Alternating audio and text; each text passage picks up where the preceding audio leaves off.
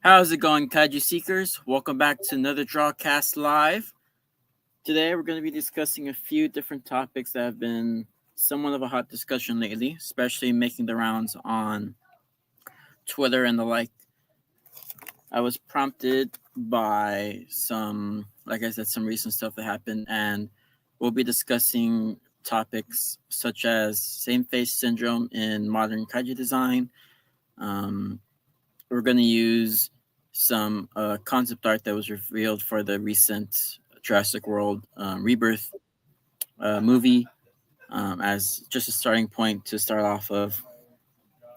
And then we're going to be having a few guests, hopefully soon, who will give their own takes on just the general topic of, modern monster design, how we can create unique monsters through our art, and feature some art as well too, just to show the different ways we depict monsters through our art. All right, welcome Minecraft World. I will have the link set up soon so that we can have that discussion. But anyways, yeah. So we're gonna be just featuring all of that stuff today, and then wanted to give some quick shout outs to Minecraft World again, who is here with us in the chat for now. Mostly thank you for drawing the many drawings you've done of both Pocho and some of the other monsters of our friends and colleagues. I'll actually see if I can show it here. A recent video.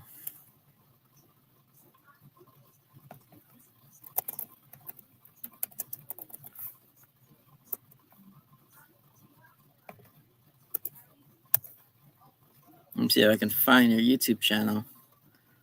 I'll just go to my history. Since it was a funny video, I had a nice laugh at it.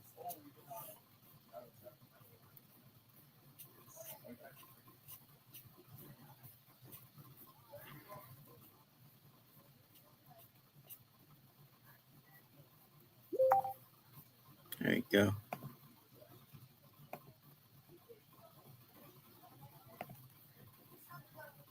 And then let's see here. Share screen. There we go. Hopefully it's playing.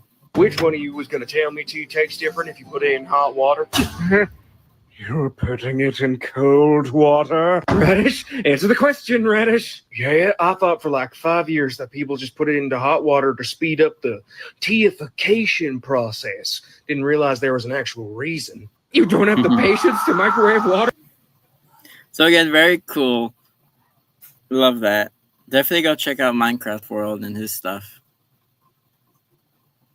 Alrighty, so then let's see. And I'll stop sharing just that you guys, anyone in the audience who sees it, can go check out the finished product there.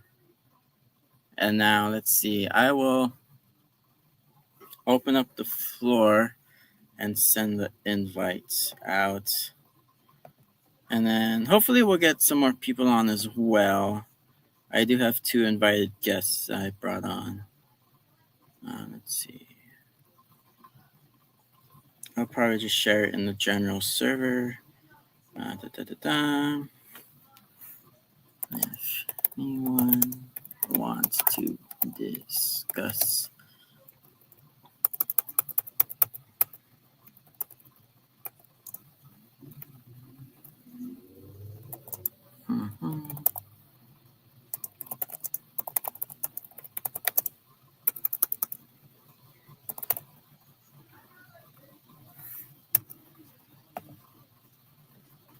There you go. So I'll have the invite out. And then, yeah. So I put it in a Zim server for anyone who wants to join. I'll probably just send a direct message as well, just in case. But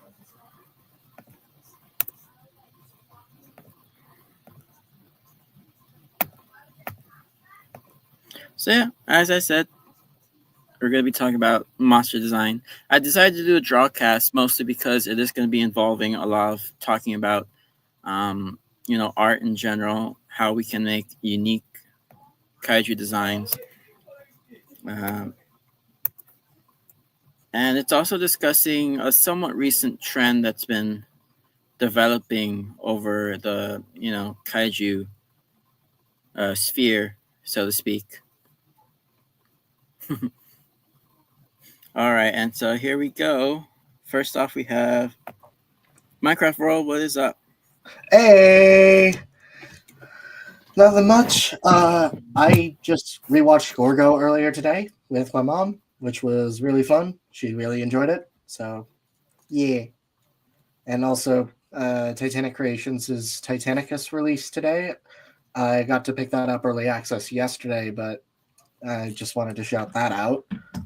And yeah, it's been relatively chill today. That's good to hear. Yeah, I was seeing that you were posting about watching Gorgo or rewatching it, anyways. How do you think the film holds up? Honestly, the more I watch it, the more impressed I get. Just the more details I notice that kind of make the film a lot better than I remember it being. Like this time I was paying attention to just how much like devastation Gorgo's attack actually is. Like just how terrifying the thing is actually portrayed as. And it really helps it really helps sell the danger of the sequence. Yeah, I had rewatched it myself not too long ago, and that was like another similar thing I noticed. Like that last act is like just like a pure rampage moment where you're like you really get to see all of the destruction going on. Yeah, not only are the effects absolutely spectacular, not only are the effects absolutely spectacular for the time, but like the way it's all presented, it just genuinely comes across as actually terrifying. Like it understands perfectly the danger that every single person is in, civilian or civilian background character or whatever. Yeah. Yeah, because I remember when I rewatched it, like the effects wise, it was all really good. I remember it being pretty well done. For the time, it looked really good. Nowadays, like it has that nice throwback feel, especially since, of course, it has that Godzilla approach of being all practical, having the person in the suit. Yeah, the thing is, this was the early like Showa era. This was really early into the kaiju boom. So for the effects to have been knocked out of the park this well, that's amazing. Like this was the same year Mothra released, and damn. Mm-hmm. Yeah, and it was like it's definitely like one of the it's unique in its own right, but it's one of the Godzilla clones that really like stands out on its own and still does to this day.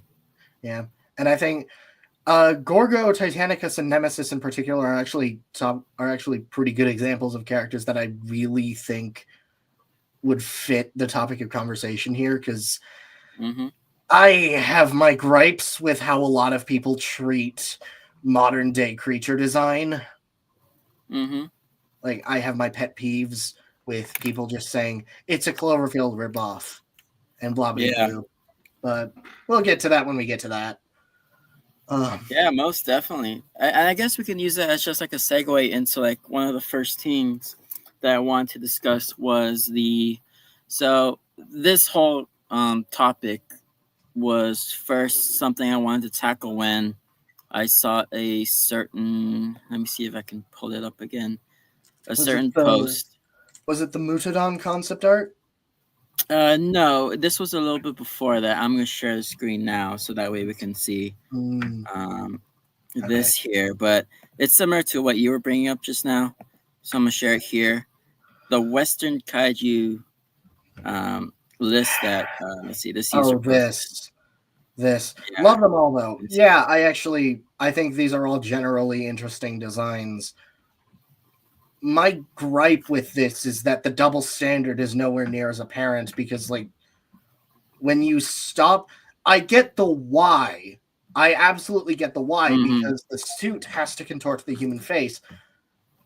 But even then, you have examples like Dinosaur Tank, Doragori, or hell, Biolante, I think is one of the biggest examples of one of the most unique Eastern kaiju. But even to this day, there are a lot of bases from Godzilla. Like, one sec. Hell, one of my biggest examples of unique creature design is Pacific Rim. Like, that's just... Yeah, no, that's actually the perfect example to illustrate my point. Yeah.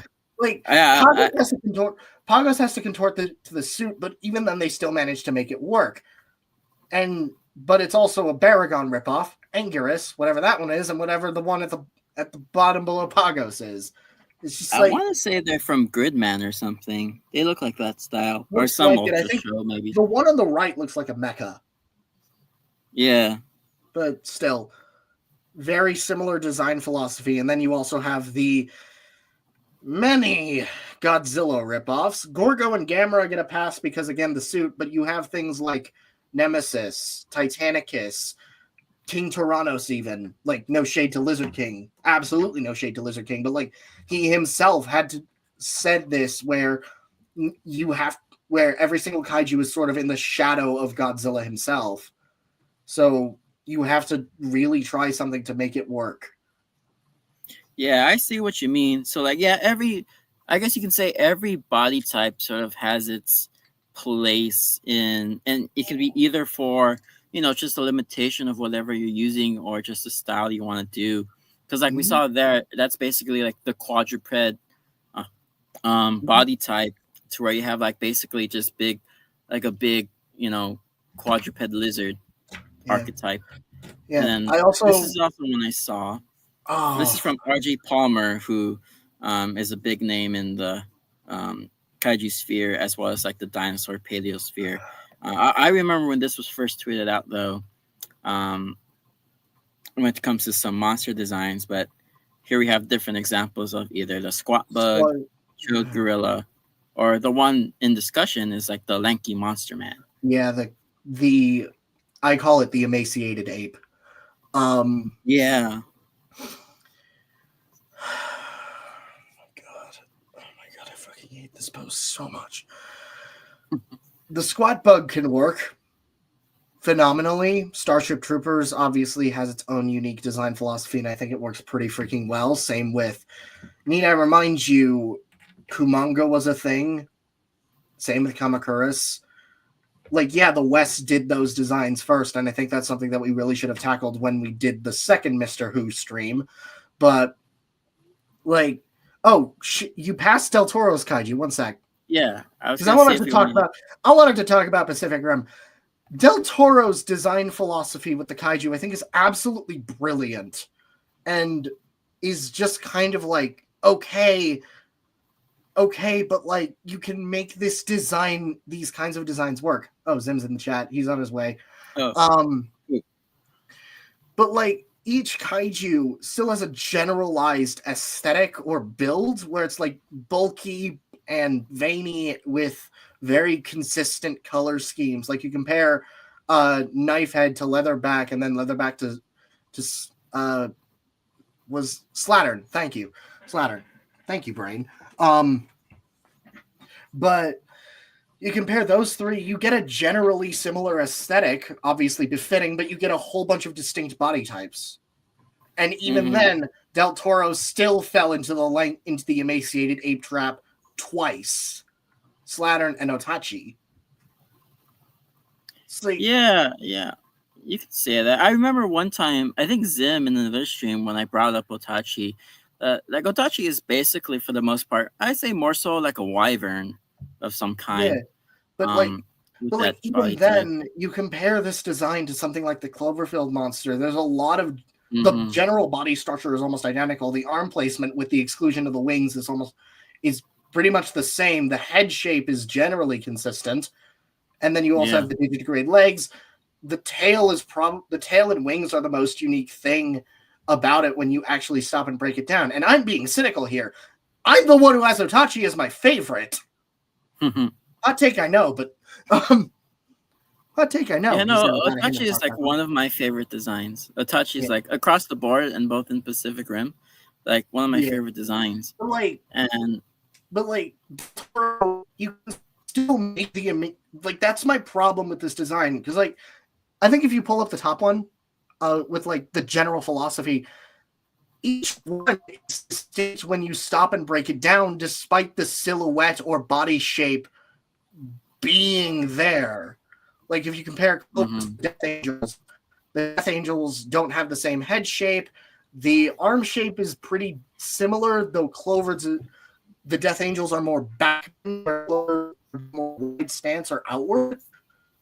Death Angels have very different hands and feet, and color obviously on no tail. Compared to the D-Rex, which also has a similar body shape, arms and stance. And the just in case you are starting to robot a bit. D-Rex has a very similar stance. The head is actually the head is bulbous, but in the opposite direction. The tail. Did I cut out? A little bit, yeah. And you're roboting a bit, but I can get some of what you're saying, yeah. Okay. But yeah, I talked fast. Everything I said wasn't cut out. But yeah, I'm curious to see if Zim will reboot me if anything happens. Sorry. No problem, man. I get it. That's my general problem with that. And like, yeah, I try to avoid those design philosophies because that's not the design philosophy I'm going for. If I were to make like something more animalistic design-wise, hell, technically my Gauss design fell into that, but we'll talk about that later. Yeah. But like, it's also just like, why are people complaining about design trends? Despite the fact that this has been a thing. How many sea serpents are there in mythology? No, like genuinely. How many? Sure. Tiamat did it first, by the way. Tiamat did it first. To all complaining that Tiamat was basically Manda, Tiamat did it first.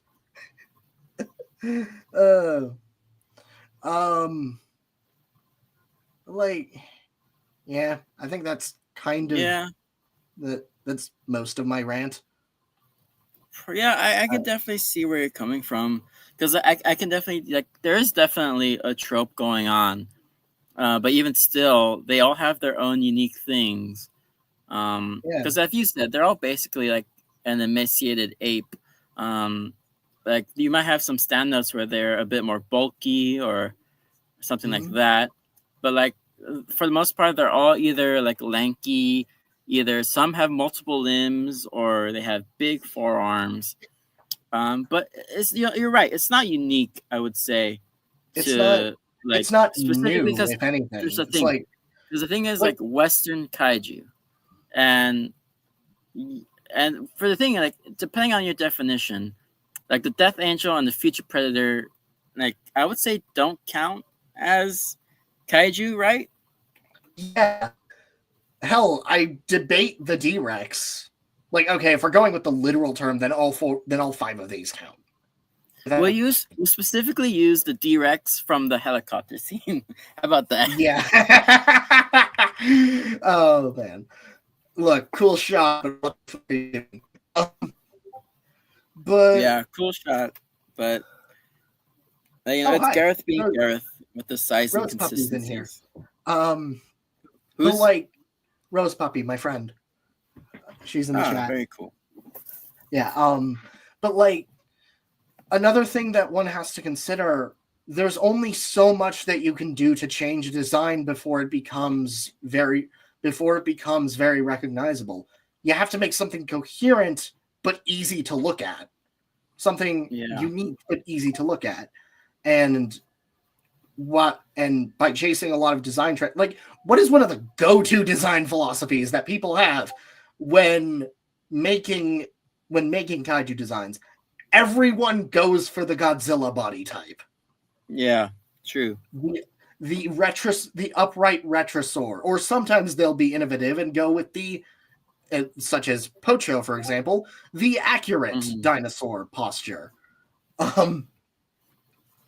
But it's always a very similar philosophy, and yet the double standard, that's kind of what irks me, because the double standard is very much there, despite the fact that, like, that's something that I noticed when not just drawing all of y'all's original kaiju and takes on Godzilla, but also with OC Kaiju April. Pretty much everyone had a very similar design, had very similar or reoccurring design philosophies.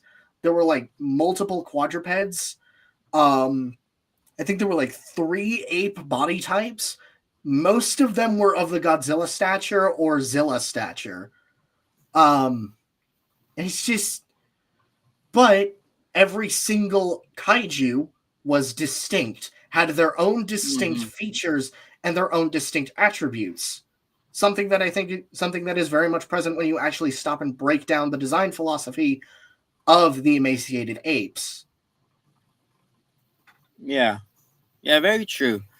Because I think you are right. There is that double standard, because anyone who's wanting to make their own original kaiju, and I think we've seen it before whenever we do the original kaiju streams, or if you've been around on the art sphere, like the process is very much, okay, pick your favorite monster and then make it different, like pick Godzilla and then just go from there, or pick Angus and go from there. Yeah. I'd say, for example, a lot of you're starting to rub out a little bit. Gundam or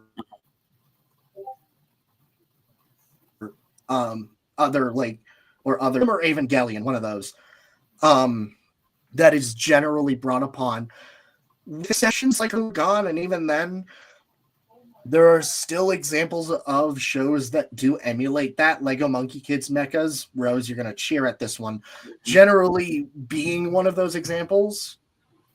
So it's like, it's not even just new to kaiju. Hell, what is the most prominent superhero body type? Like, everyone copies Superman. Yeah. Everyone. In some way, shape, and or form. It's always going to be in there. It's like, guys, why are you complaining? Yeah, I definitely see that. And I think the thing is, when it comes to art, I feel like everyone, when they make like an original thing, they want to be original, and then like everyone cares about that a lot. So if you see media where you notice tropes, it tends to be a little, I don't know what the word is, but like you really start to see the pattern, and you think, like, maybe why isn't this original idea being propped up more? Yeah, that's kind of something that a lot of us, like in the arts feed, tend to worry about. Because like you and I, Pocho and Nias, both of our designs are generally unique, relatively speaking. Both of us went for something that is not exactly common, but still fell into very similar philosophies. You had the Fiery Dragon based on a Godzilla design, but it was the one Godzilla design that everyone generally agreed was barely a Godzilla design, at least at the time. Whereas for Nias, my philosophy was a mammalian cat dragon based off of like a very similar, based off of like the mythological trope of like cat dragons, lion dragons. And yet our design philosophies have been copied before. Like there were like, how many different, I think there were like 3 different OC kaiju that had a very Zilla-esque stance, or at least Monster Hunter-esque design. In fact, like half of them were Monster Hunter-esque. I say that as a good thing. Monster Hunter Monster Hunter's a gold mine with good kaiju design. I'll put it there. But Yeah. and then obviously like Oranu.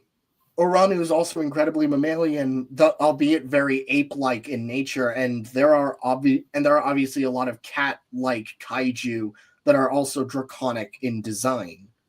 So hell, I remember there was a very similar design to Neas in it was Skull for day 7 of OC Kaiju April. Hell, it was like to the point where it was so close that I decided, you know what, may as well do a part 2 to this one where they're fighting. Because like, yeah, that same person had the same design philosophy as me, but instead of a cat or lion, it's a wolf. Yeah. So like, it's going to take a lot to stand out, and eventually you're going to find someone that draws from a similar philosophy to you, is kind of what I'm saying. Yeah, I get it. Because, like, you can only have so much of an original idea to where, like, 10 people are probably going to think of a kaiju, pick Godzilla as the base, and then we'll go from there.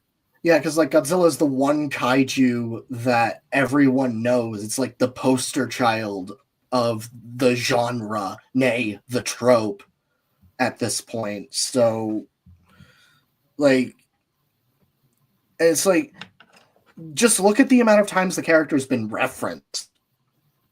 Mm-hmm.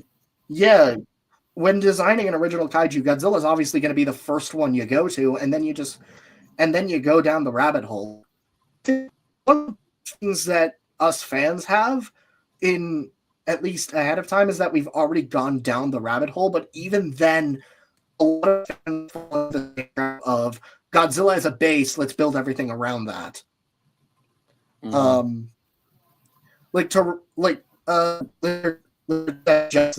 That was his struggle with Tyrannos, where it's in the shadow of Godzilla. Hell, Titanic Creations had the same thing with Titanicus, and look at how both of them turned out. Yeah, and then I remember like we've all talked about it on multiple streams about how like Tyrannos and Lizard King Productions had trouble with everyone mentioning the Red Bluster. Yeah, that too. Yeah. Even though looking at them side by side, I think half the reason why he did the redesign is because actually no, I think that is the reason why he said that. Yeah. But because people kept mistaking it for the Red Bluster, which I could kind of see it. It's really the head and color scheme. But like, when you stop and break down both designs, they're pretty distinct in their own right. True. And something that I noticed with and this was weird when I noticed it, like both King Tyrannos, Toothless from How to Train Your Dragon, the Red Bluster, and funny enough, the Anaconda from Anaconda 97, they all have that same head shape. That's something funny that I noticed. Throw in Stitch as well. Stitch? Yeah. Hell, Toothless is basically like the exact same head as Stitch. Same directors too. Oh yeah, Chris Sanders. Shout out to him. Yeah, and then before we go on, here we're gonna add Zimzilla to the stage. Who? There we go.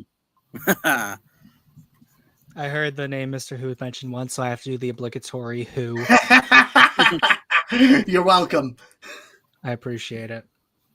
But speaking of, when it comes to creatures that have a similar design aesthetic, I'm just pulling up something because someone mentioned like you're probably drawing from the same source, and it's just something that's super funny to me. When I saw it, granted, I wouldn't even say the same. It. I wouldn't even say the same source. I'd just say similar sources.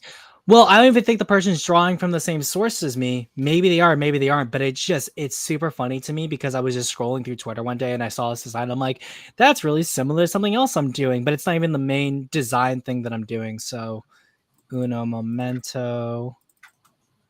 There we go. I have to pull up several things. There we go.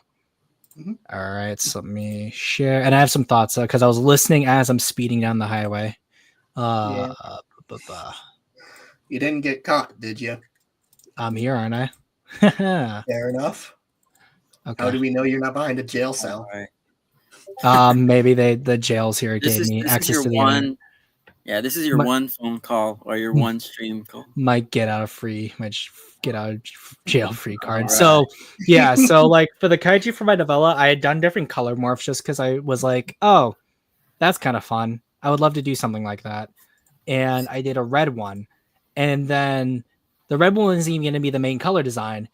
But then I was scrolling through Twitter and then I saw this design, which I also have my screen shared. Right. And looking at him, like there's a lot of differences like between our designs already. Like his just has what appears to be a single roll of plates. The armor there's armor, like almost ankylosword like armor that goes all the way down to the neck, along with like the spines here. The colors aren't exactly the same, and the horn's a lot smaller. But like from a first glance, I saw this and I was like, oh wow. I guess we might have been thinking of something very similar, or the references they were using were similar, but it does tie to the point that like even if like we weren't even using the same references, you can still come to very similar designs, whether intentionally or not. Yeah. And what's even worse was that like I'd already done everything. It wasn't even like I was thinking in my mind, I'm gonna copy similar designs and a similar color. I just so happened to find that, and I was like, oh wow, that's gonna be fun. If someone else points that out to me. I really like how I really like their evolved. That looks awesome. Beep beep beep boop boy.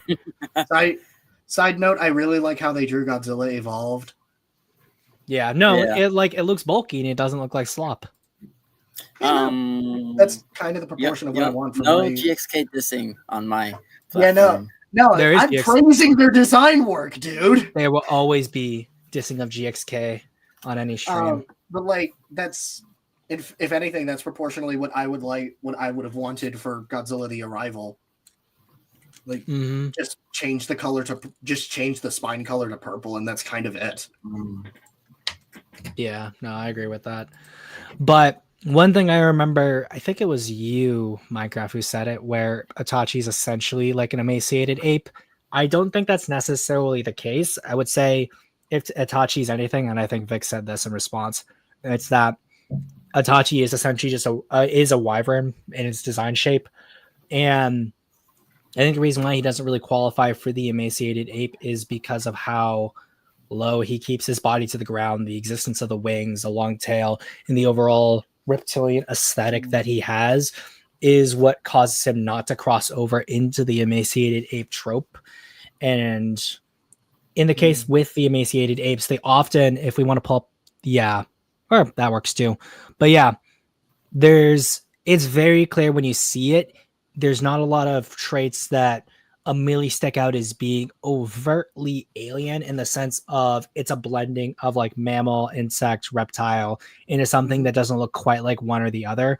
Whereas with the Western kaiju, as we put it, they are far more closer to like an amalgam of something else. So like I guess we could start with the Cloverfield monster because it's the earliest in this timeline. Yeah.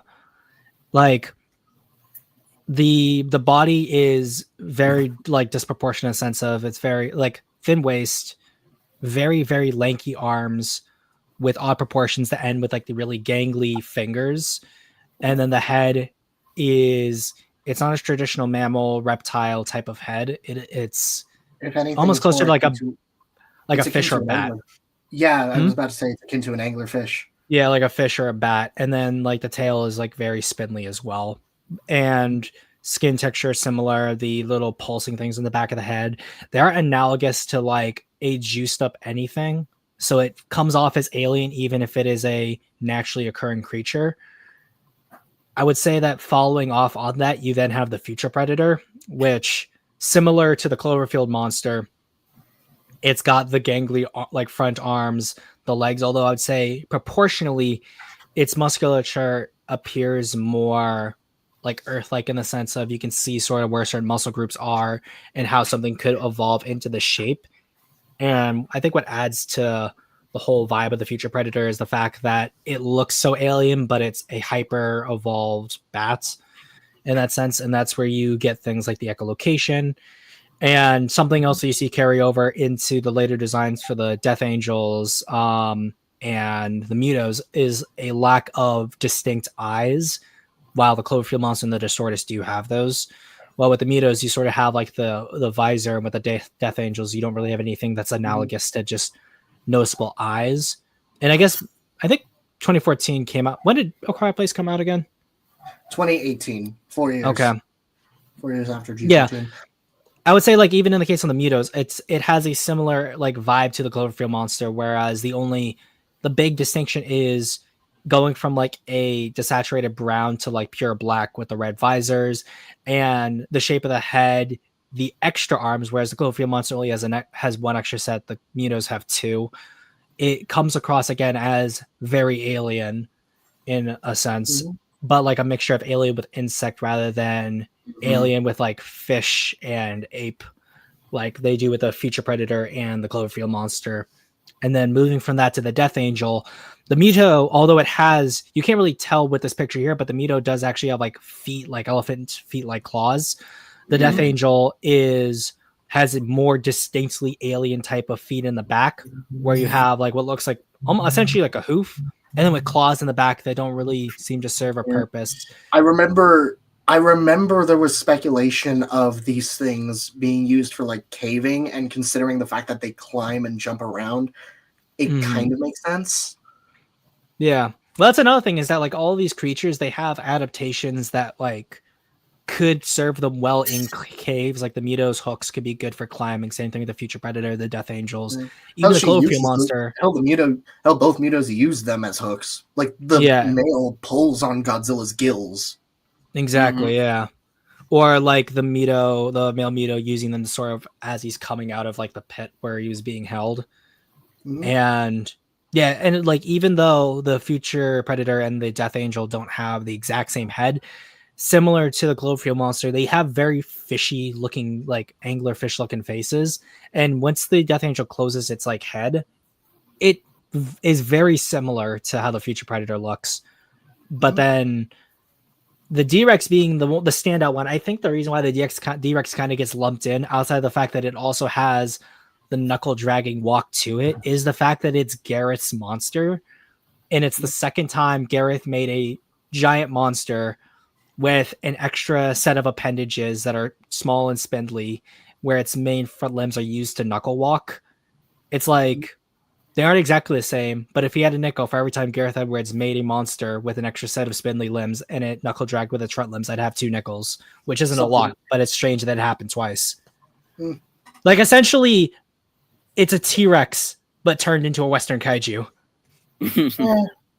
I mean, yeah, but like also each one is sort of, granted, it's all they all kind of use the traits in their own distinct aspects. It's sort of like a mishmash where, like, yeah, the Death Angel and Clover have very similar arm types, but their arm positions are sort of distinct. Beep boop. Sorry. I have to, every time we move on now, I just have to say beep boop. Arm positions between the Death Angel and the Cloverfield Monster are sort of distinct in their own right. The Cloverfield is more outward, whereas the Death Angel is sort of digitigrade. And even then, like, it's also, I think Omniviewer did a video. Yeah, Omniviewer did do a video on this topic. It's also just how they're used. Like both are generally hidden. You're not exactly seeing the designs a lot, whereas Distortus, you kind of are. Mutos, you kind of are. Trying to word this. Brain is not functioning today. Well, brain is functioning, but barely. Brain is braining. Yeah. Does that make sense, though? I think for me, the thing is that, like, I think that, like, again, they also seem to follow this kind of aesthetic, but like any type of creature trope, they just so happen, like, I think people are just catching on to that, like, as a trend, but nothing more really. Yeah.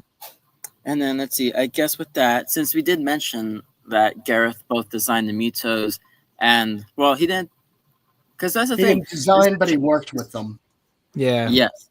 And the thing is, let's see, let's go to the next topic, which is the Matt Alsop, who was the designer of the Mutos, he shared his work on the Mutadons. And here we have some of the concept art. You And this cannot made convince Figure me Eight- this wasn't an in-joke. This had to have been it. Like, I'm sorry. well, that's the other thing too, is that like if you look at how the D-Rex looks like, it looks really similar to one of the early Muto concepts as well. Oh, yeah. Because Yeah. let me see if I can find that as like and share that. Yeah. I remember that. Yeah. And the thing is, like, I do feel bad because Matt Alsop's original tweet he did end up deleting because it was like he did receive some harassment from Mhm. a group of people. No, good or bad design, you don't harass anyone unless they deserve it. Yeah. And Matt And also definitely just didn't deserve it. Yeah, disclaimer. The art on its own is very good art. Like, none of this I would say is bad art, too. So that's Yeah, one no. thing. And neither are they bad designs. The thing I wanted to tackle is a concept that you find a lot in art. And then I'll pop up. Can I share this one? I'll share this tab here. It's a concept that I guess ran with for this screen or stream, which is basically same face syndrome. And I want to see if we can tackle this concept when it comes to kaiju and creature design. So I'm sure you guys all know the concept of that, right? Yeah. Yes. Yes, I know exactly what you're talking about. Yeah. I have seen it And, like- most applied to the CalArts style, at least in my experience, and that kind of rubs me Yeah. the wrong way. Yeah, Cal it's that Arts can same die thing. for all I care. What? Cal Arts can die for all I care. I've never Yeah. liked that aesthetic. It's always been like nasty to me. I mean, it can work. I've seen beautiful examples of it. Amazing Like- World of Gumball being one, but Yeah, granted, like I think like Gumball is a bit of an outlier here because that's a mishmash of aesthetics. yeah, But like I would say like that's probably the reason why I tolerate it with Gumball. But like an entire cast of characters being purely the Cal Arts style, I'm just like, no, I'm good, thanks. Yeah. Gravity Falls. But yeah, no, you can make distinct. That's something. Same face syndrome is actually something that I've struggled a lot with, especially with how I draw humans. Because my face style is very heavily derived from Derek J. Wyatt's work. But like he has distinct facial work. That's something that I'm still learning to adapt. Mm-hmm. Mm-hmm. I think like another thing too is that when it comes to designing characters, seeing what you can do to make the face different is overall going to help make. Well, not even that too. I think that it's not just face. Like same body syndrome is something else that people worry about. It's really just same anything syndrome. Like if there's a certain like way you like drawing the female form, and I just want to show this for the chat where you have the actual Muto concept art. Someone supposedly seeing the D-Rex and then doing this one, which I'm pulling from Facebook, and Facebook's images are always kind of like poo-poo. And then you have the D-Rex. So you go from doop, doop, doop. So another reason why people associate the D-Rex with the Western kaiju. Which even I always say when I'm looking at this, I'm like, you just remove the arms. Remove that. He's a little T-Rex pug. He's my Rexy pug. Thing is, I'm fine with that because like a mutation, sure. If only they went into that. Like for me, the one thing I would always say about with the distortions is that like I kind of wish that like the arms when they were placed, like the small ones, didn't look like they were a perfect pair for each other. Like if one of the small arms was on the back, like on the closer to the back, so the larger arm and one of the small arms switched places, so it looks like the small arms kind of like clinging off to the side. One of the bigger arms is smaller than the others, so he looks more lopsided, like making the sound design appear like he's more him asymmetrical. Yeah, like asymmetry would just make this design so much better because like as it is, I'm like, it's okay. It's not bad. It's just okay. It's fine. Yeah, But it's just the fine. Jurassic franchise has done better, even in the world films. Mm. But Yeah. You know, something Smith I era saw is design I was saw pretty some solid. people. I saw some people saying, like, I remember seeing tweets of people pointing out, "Oh, the D-Rex is asymmetrical," but then it ended up not being. Like in That way? function, it's not really. Like, could hypothetically, if we pulled the model, put it into some software and like looked at the numbers and they were slight like off kilter, like it was slightly asymmetrical, possibly. I wouldn't be surprised. But Mhm. it is so subtle that it's not even noticeable. And therefore I don't believe Yeah. it to be like a factor really in the discussion. Mhm. But besides from the D-Rex, even though the stream's like primarily I think about the D-Rex, the Mutadons as a design aren't bad. They're very serviceable. And I think that most people wouldn't have an issue with the Mutadons if they were like the like a dragon. If there was specifically if they made a dragon movie and had the Mutadons as that dragon design, I think people would have loved them. But I think because of the fact that one, people are just like people in the Jurassic series and paleos in general are sick of the hybrids, sick of the mutants. They just want dinosaurs. Seeing the Mutadons replacing the Raptors, not just in the trailers, but then actually seeing them kill that in the Raptors, movie. I think Yeah. that's why people just don't like them. And I think that like honestly, people are overreacting to I think people are overreacting to the Raptors dying in the movie. Like it's Yeah. such a quick sequence and it's not even really touched upon. It's Like just, the Mutadons weren't pushed as much as the Spinosaurus was, and people weren't like the advertisements and the actors weren't saying, "Oh yeah, the Mutadons are like the new guys on the block." Like the Raptors ain't got nothing on them. Like it just happens. It's so subtle. Blink if you miss it, and that's that. yeah, but For me, I would be lying if I said I wasn't disappointed by how the Raptors were treated. yeah, that's But also like I that's still like kind the of Mutadons as well. that's kind of a I like similar the Mutadons. that's kind of a similar scene. I would comparison's sake, like the Jurassic Park 3 sequence, at least like the Rex put up a fight. At least the Rex held its own and did something. Yeah, well, because it came up into a straight up fight, whereas the Raptor got ambushed. Like that's why I don't have an issue with it, because the Rex put up a fight. I'd still say the fight is kind of BS. Like even if you're looking at how a Spinosaurus looks in comparison to a T-Rex, even at the time, even if the Spinosaurus is larger, it's still hard pressed for me to believe that the Spinosaurus ecologically would be a more predatory animal than the T-Rex was. But all that aside, I'm like, okay, if that's what you want to do, works, I guess. I love Same that thing I would say they're- applies to the Mutadons, I love where that they are genetic mutants and the Raptors were trying to hunt something and they just so happened to get hunted back. I love that the Mhm. debate between Spino and Rex is still going. Like, Well, some people find it annoying. I just find it hilarious. Well, it's for me, it's at a certain point where I'm like, if you're to ask me like real life animal versus real life animal, it's T-Rex easily because of like all the changes.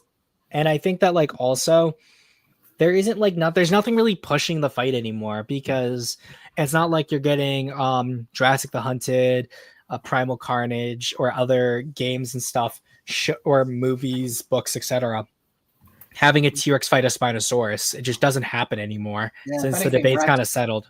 Rex is constantly going up against either a Trike or a Hadro currently, if they are pitting them against anyone at all. Yeah. So it's like, okay. Yeah. Mhm. And then like just back to the whole like thing about the concept art itself. Like, would you guys say, like, what was your take when you saw the concept art of the Mutadons from Matt Alsop? I would say like my most memey answer would be Gareth had one OC that he never wants to let go, like Dave Filoni and Ahsoka. That's my memey response. Mm-hmm. But if I was being serious, my thought would be Matt and Gareth, were these concepts actually considered, or were you guys just kind of like faffing around and you had done the Mito before and you wanted to see like, oh, what can we do that's like similar to the Mutos, but then apply them to something more realistic. Like, I don't know. Part of me just thinks that maybe these were done as like not like an in joke, but just like a fun little exercise. Yeah. And like Well, maybe this is- because Alsop had designed the Mutos, it was easy for him to draw. So the art, it's not really indicative of what they were going for with the design, and more indicative of like silhouette or just even like shots in general for the movie. Yeah, but the thing is, there was some behind the scenes material that came out after the movie. And if you look at it, when it comes to the convenience store scene, they had the guy in the prosthetics that you would normally see. Yeah, with him like knuckle dragging. Or Yeah, not him knuckle dragging, but he had dragging. longer arms, yeah. But also, I think it was either him in like a prototype costume, or it was like a CGI model, like an early CGI model. Yeah. I want to say it doesn't look too dissimilar to what we're seeing here with the art. Let me see if I can find that. Yeah, if you can find that. I think another thing too is that like since it's Matt and Gareth again, I wouldn't be surprised if that really early concept art too, again, giving him the benefit of the doubt. I wouldn't be surprised if maybe they just had that old model there and it was just a placeholder. And same thing applies for what they were doing with the motion capture guy. I would be surprised if they did something similar. Because I could even see the Mutadons like similar to how pterosaurs knuckle walk. I wouldn't be surprised if they were gonna give the posture closer to that of a pterosaur than that of a raptor with it, or like a dragon with its wings folded. Yeah, because look at this. Look at this. Because like honestly, I feel like these early design. I with you, Zim. These feel more like scene tests rather than design concepts. Mm-hmm. Yeah. Because here, at this stage, they had that more Muto-y look with extra arms and. Yeah, like because I'm looking at that right there. I see that it has two fingers. I see that it's got like Muto front limbs, and then it almost has like raptor back legs. Like I'm wondering like how like high res or detailed that model is, because was this for a shot test or was this for... Yeah, I'm wondering where it's at, because like for example, like even like Rodan's design or King Ghidorah's design in King of the Monsters, those early designs look very different to what we have in King of the Monsters. I think I remember Doherty in the behind the scenes for the for some of the test shots for Godzilla's design changes. He just put the Showa B-54 spines on there and then just worked from there. Yeah. This also is a technique that was used, I want to say, on Kong Skull Island and King of the Monsters, where they just put the CG model on the screen so that they have an idea of where this is going to be or how it's going to look in camera. Yeah. Sometimes they use early models for that, but I think Rampage. I think did Rampage do a similar thing? I think so. I'm not 100% sure. I think Rampage did there. I know they had like skin texture to determine the scale, and Kodum did the same thing with Sarazawa's Sacrifice. So,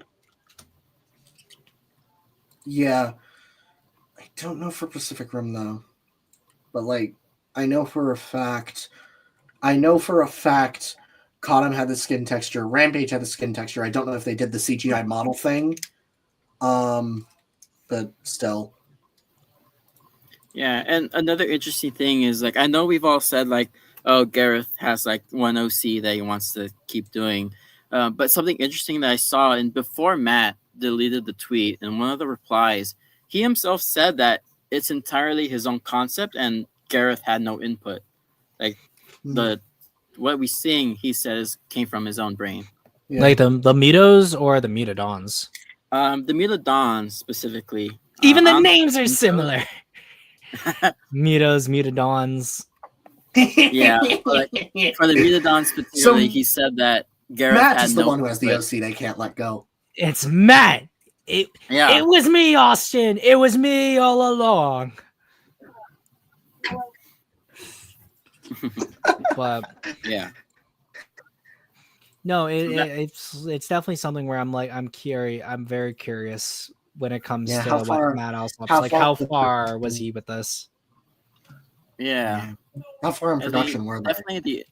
it definitely got far enough to where they were using like basically similar models of what we see in the art in the production of it. And then I guess they changed it to something a bit more naturalistic. I kept seeing everyone comparing the Megalodon's final design to Rodan, No. which I get, but No, also, I literally asked someone to explain that to me, and the response was like really poor. I say this as someone who is probably going to use that design reference for Legacy, the Mutadon as a design reference for Legacy. Beep beep boop. beep boo boo bop boo boo beep. I say this as someone who is going to use the Mutadon as a design base, as a design inspiration, not base, but inspiration for Legacy Rodan. How? Mm-hmm.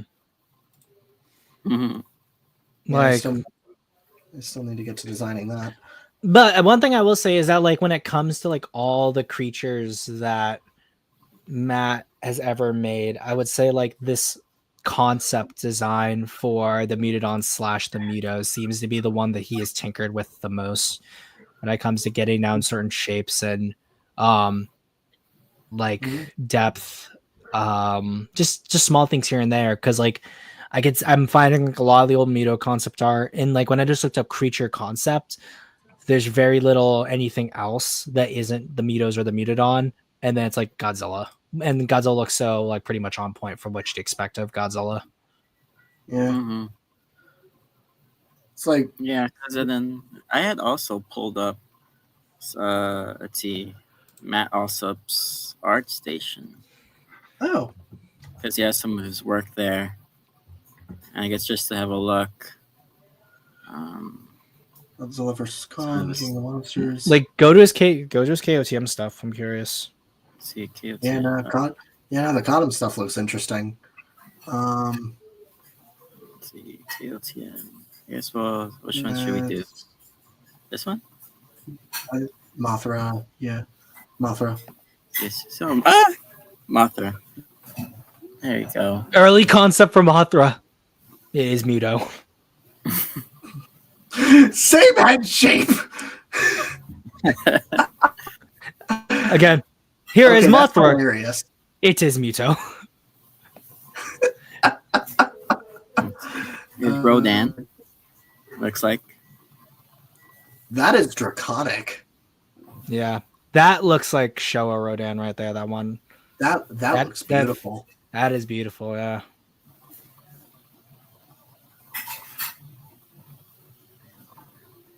And some Ghidorah stuff. Again, beautiful art. It's Rodan, but it's Muto. Yeah, I'll say the head shape. But look, extra wing. I know the back, the bigger part in the back of the Rodan design is his left wing, but from how it's drawn here, it looks like he's got two pairs of wings, like one of the Muto designs. And then he has like his 2 feet are there, but then it looks like he's got another pair of like little spindly arms that are right where the wings are. So I'm like, it's Muto. It's Rodan, but Muto. Even though those are probably like Rodan's chest spikes instead of like those are the chest spikes, and then the head is. I know, but it makes it look like he pushed up his arms really close to his chest where the wings are. So again, it makes him look like Rodan. I mean, that's kind of what he's doing. It's a battle pose. No, I know, but like when you from first glance, I'm like, it's Rodan, but Muto. Yeah, and the thing is, on the special features, they did mention they had a hard time with Rodan because it kept looking like the Muto, the male Muto. Yeah. That just makes the Rodan confirmed stuff even funnier. Yeah, that like the memes, the stocks for those memes are just, they will never die. Nope. God, that looks. When you realize the only reason why Ghidorah is escaping the Muto design is because he has 3 heads. Hold it. Goes down. Hold it. Was that the up? What? Was that one poster further down? The one that you were just on. This one? Yeah. Was that for that one poster? You are cutting out a little bit there, so I'm assuming you're excited or something. It's for the poster. Like I think there was a Yeah. KOTM poster looks very similar, which I think maybe might have been the basis for it. Yeah, that was actually one thing. If you look at the right head, that that looks pretty much identical to that one poster. Welcome to Mount Alsop. We have Bug Mito. We have Lizard Mito. We have Mothra Mito. We have Rodan Mito. We have Kong Mito. Kong Mito. Kong Mito. Decides I'm gonna be a part of the Predator series. Makes Mito Predator. Like consistent designs aside, I really like his art style. Oh, I yeah, like his definitely. concept. His concept arts are always pretty good. That looks but amazing. Still. I will say, what's even funnier about that? It's the fact that on his art station, the two Godzilla things that he has, the first thing that comes up is they're both Mito things. Right, true. I will say, I know you mentioned like for some of the Western kaiju, like them not having eyes is one thing. And some of these, it's hard to see Rodan's eyes, so it kind of makes like generally a Mito head. Art style. I think it's the art style too. Yeah, but even then, the Mitos you couldn't really tell with the eyes because it's like the red streak. You don't know if it's like a visor type of thing or it's like actual eyes. Yeah, to my deathbed, I will always say that his first male Mito concept, the one with the actual like draconic wings, will always be the best design for the Mito. Actually, let's see. I think I remember seeing it. Where is it? Oh no! No. I remember seeing that one. I think it was this one. The money spider. It is Mito. A part of me is also thinking it's art style base. Maybe, like, yeah. There's Mechagodzilla, but it is Mito. Wait, really? Wait, really? No. God, I wish. That would so be funny. hilarious. No, that would be hilarious. Oh no, what's it called? If you go to what's it called, Vic? If you go to so that was the Mito design I was talking about. That is my favorite in rendition of the Mito in general. But if you go back to his main like portfolio stuff and you see where it says it's the Godzilla King of the Monsters link between the two Rogue One links. If you go down, there's like one shot where there's a giant like it's almost like a painting on like the ground, but the silhouette looks like a Mito kind of too. Or a Mutodon. Which one was it? So go up more. Up more. Go right there to the right. It's the King of the Monsters right there. Yeah. Right there. Go up. It's gonna be that one right there. It's like it looks like a Mutodon or a Muto. It kind of looks like the Mutodon. It kind of does. I guess you're right. Yeah. Yeah. Of course, we lost Minecraft. Probably supposed to be Rodan. Minecraft's gone. I think he said I'm back. Oh, add to stage. There you go. Welcome back. Sorry, I only logged out of the tab. I was switching off my other monitor.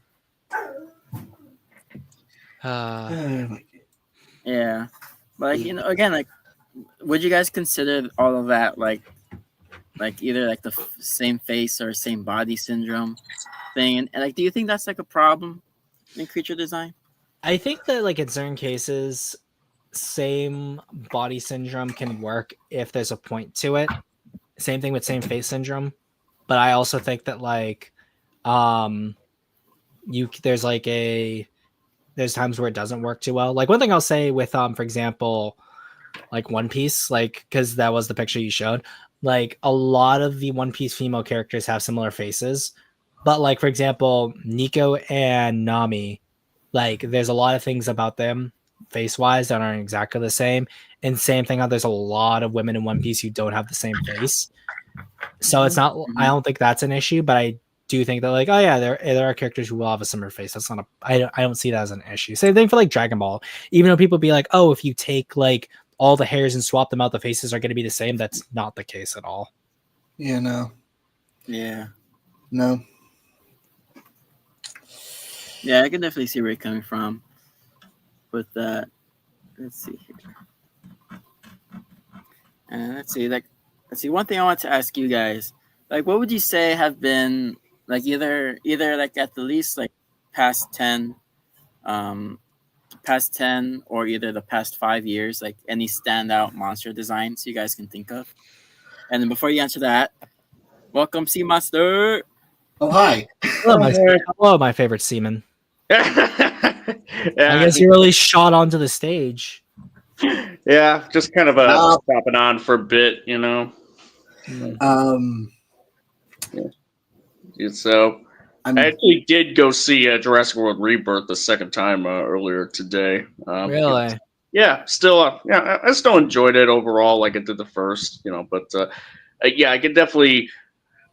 I guess we're just mainly talking about creature designs, I suppose, relating to just MonsterVerse or Jurassic, or at least like the Rebirth, the mutant stuff. I will say, like, in order for the movie to kind of lean a bit more into like the mutation or the hybrid sort of thing going on with the Distortus Rex and the Mutadon, I think they pretty much could have like at least like added like another mutant dino, pretty much, like, because I don't know if anyone remembers that the first Jurassic World movie, like the toy line for it that Hasbro did, the infamous one, like one of the figures was like based on a sort of Stegosaurus and Ceratops hybrid, called the Stegoceratops. It was never featured in Jurassic World, but it kind of makes me wonder, like, if they could have just like included that in Rebirth to at least bring some, to at least kind of like show, hey, guess what, guys, we got another mutant dinosaur, or at least like a little crossbreeding of dinos. To kind of at least bring home, like, to have a little extra flavor, because like the Mutadon is kind of like pretty much the one that was like the most notable of like the crossbreeding sort of concept, because the Distortus Rex kind of, I'm not even sure if the Distortus Rex is even, the D-Rex even would even qualify as like crossbreeding. It's kind of just more of like a it's a messed up T-Rex. A really messed up T-Rex, exactly. It's a Meta-Rex. It's a M-Rex, some might say. Not a D-Rex, an M-Rex. M-Rex, yeah. Yeah. A part of me also wants to say it's kind of like just art style consistency, because a lot of us tend to draw characters, especially monsters, in a slightly similar manner, I'd say, especially if they have very similar body shapes. Like, I think for Zim specifically, comparing Zogura to Necron, they both, well, for one, they're textured very similarly, naturally, because it's armored, but also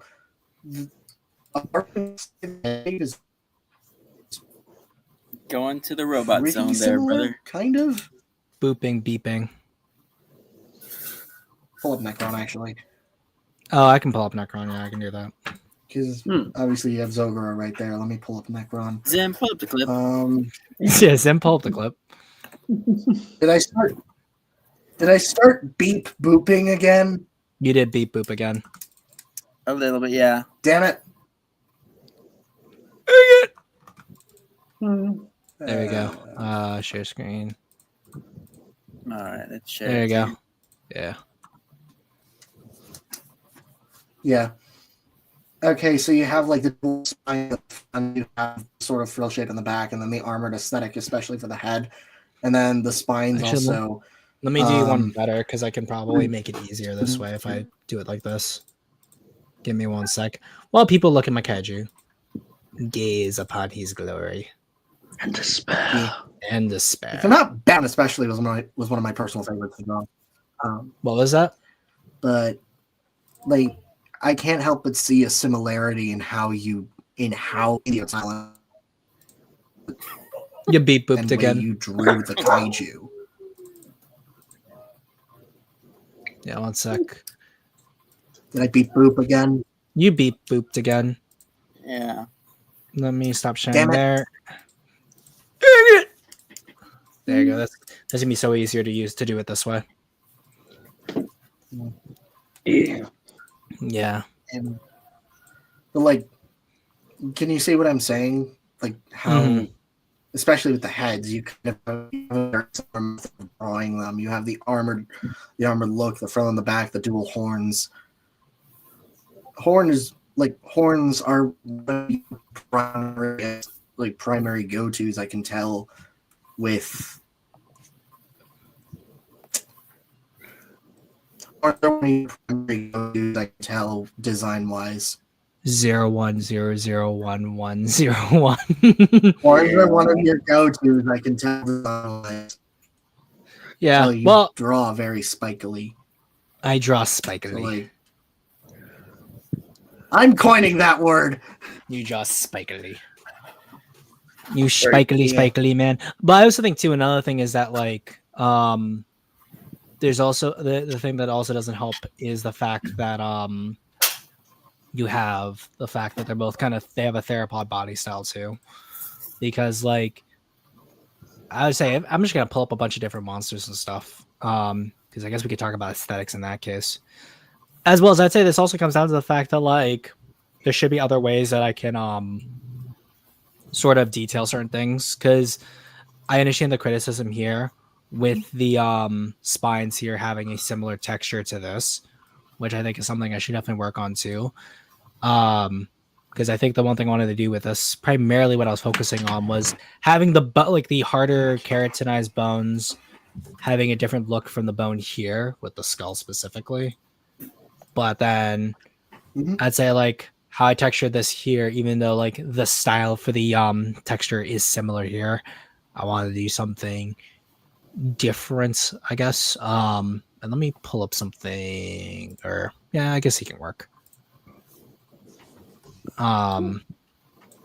Because one thing I always I like my spikes. As a child in the 90s, it is tube-tacular to add spikes to almost everything. Are you a spike bro? Yeah. I'm a spike bro. I'm not an awesome bro. I'm a spike bro. I'm gonna spike you into the ground. Yeah, you spike your drinks all the time. I was spike gonna my own say drinks. something edgelord, but Well, I mean, he is an edgelord because he puts spikes on everything. There's all Exactly. these yeah. Doop doop doop. Let me just pull up.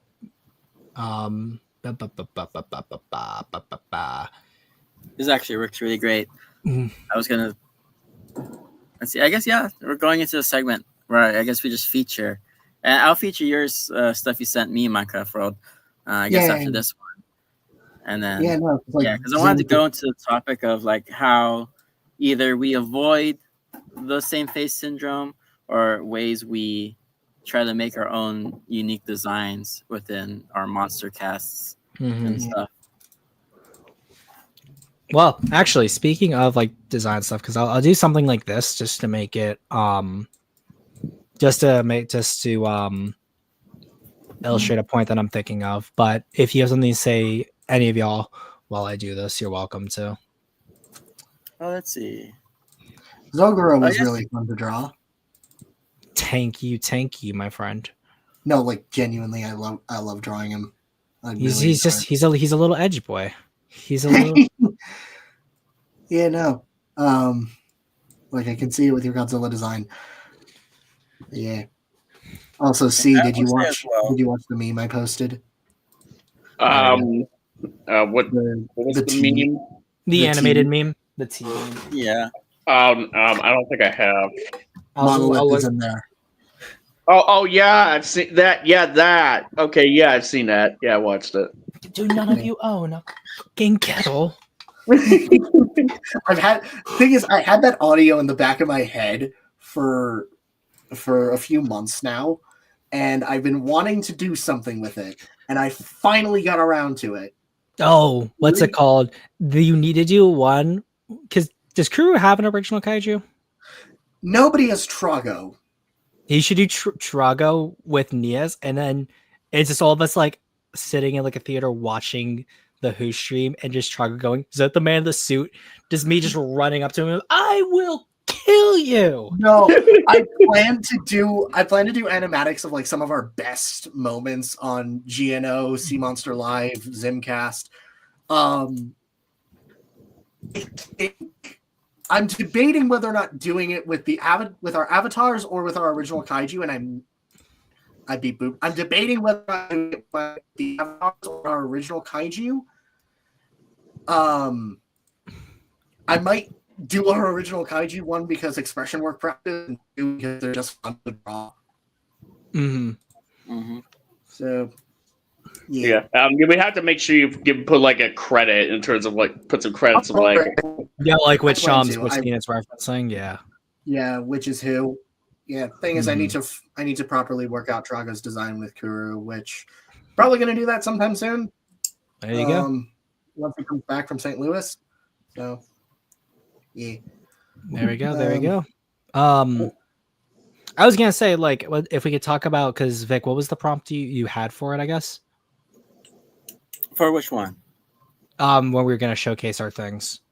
Oh yeah, like I guess let's see. How do we as artists avoid the trap of same face syndrome, and like how do we make our kaiju casts unique to each other? Okay, I guess like I could do that, but I think what's interesting for me would be to talk about taking the same kind of trope and then doing it in different ways, using these three. Since obviously I'm working on his story for publication, Zogra is obviously my avatar, and then Godzilla as well, Godzilla. And I guess starting with Godzilla, like Godzilla has a very noticeable, like there's a concrete silhouette, design aesthetics, and traits that make a Godzilla design without straying too far from what's to be expected of him. So as a result, it's very easy for me to play around with spine length, head shape, textures, colors without feeling like, this is going a little too far away from what I think Godzilla should be. Whereas moving into Zogra, I think what I wanted to do with the newest design was to move away from something like this, where this is a very standard retro sword type of design with Zogra. So the head was massive. I wanted to keep the dewlap. The armor along the neck is different from like spines along the back of the head. The spines, even though there's 3 rows, I wanted to make sure that they didn't have similar maple leaf type of tips to them. So making them essentially just giant, almost crystals in a way, I felt was something to stray away, but keep a similar silhouette without being like confusing it with Godzilla. Same thing for the tail. Godzilla usually has a pretty long tail, so making the tail shorter, adding the spines here, which further break up the silhouette. The feet being bigger, the 2 claws, or something I like, where it's also very noticeably different compared to like either 4 or 5 that you do for Godzilla. And then the arms being big while Godzilla's are usually pretty small. Added details there, the addition of like the chest. All of these I think I wanted to add up to make something that was like alien, but also familiar when it came to a very, very generalized idea of a giant monster, which is Retrosaur.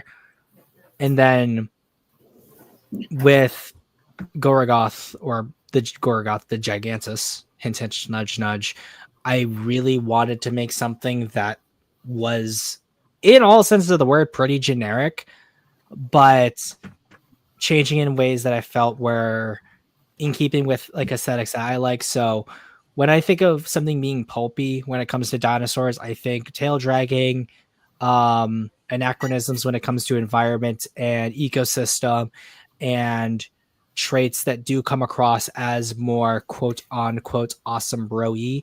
So when people think of horned theropods, they think of Ceratosaurus. They don't think of like Carcharodontosaurus, Spinosaurus, Tyrannosaurus. So like a horned theropod that isn't Ceratosaurus immediately has that old paleo feel to it. So I wanted to do something with that. And since he is very similar, which I'll talk about in the Patreon video when I'm finished editing that, is I really liked how the Giganotosaurs looked. And if you just tweaked them a little bit, he'd be a really cool kaiju design. So I wanted to do something like that. And originally the design only had a single like spiny row and keeping the hump. But I was like, nah, like that looks way too much like just the Giga upright with the horn and with the Dagonomizer. So I decided, you know what, got to keep it in the quote-unquote generic sphere by giving him the plates, but instead of, again, I don't want to do the maple leafs, give him actually Stegosaurus, or more accurately, like closer to things like Kentrosaurus or Gigaspinosaurus or Gigantospinosaurus, however you say that Stegosaurus name, those type of spines. And then small things like the dewlap, the hands having a more thumb-like third finger. All of these things, I think, were in keeping with something that I felt was retro, pulpy, but also kind of generic in a fun sort of way. And I think that I succeeded in terms of the goal I was pushing for myself. Yeah, I could definitely see all that when you describe how you incorporated different things with each design and how you changed like some aspects one from another. Mm-hmm. And I think like when you say like, because I remember your earlier Zogra designs that were much like your Gorgoth. You said his name was Gorragoth. So GOR-RAGOTH. I really like how you described moving away from the like typical Retrosaur vibe with your new design you have for Zogra here. Mm-hmm. I think you did that really well. I'm actually curious. Can I even? I wonder if I could even find, without like going through like a bunch of like trying to find the document. I think, do I even have just regular Zogra still as a picture I can find? Because it's been no, I really can't. But I could probably find it actually if I went on like DeviantArt, for example, just for the people in the back who've never seen him before. Let's see. There he is. The retro Zogra, I guess. There we go.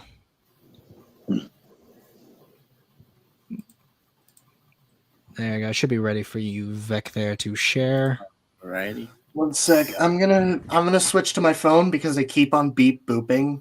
So I'll You see if filthy that robot. No problem. better. The robot wants to be a human.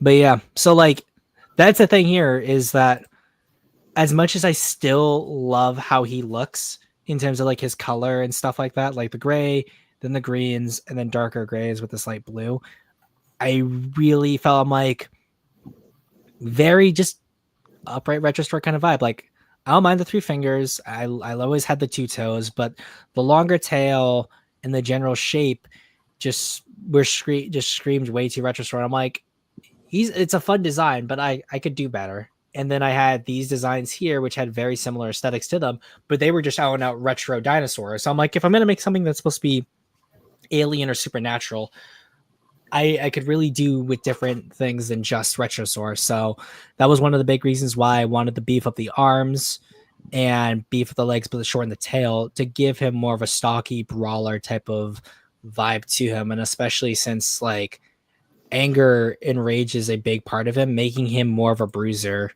I think made him into a design that was satisfying still to me without like sacrificing too much of what I feel makes Zogra.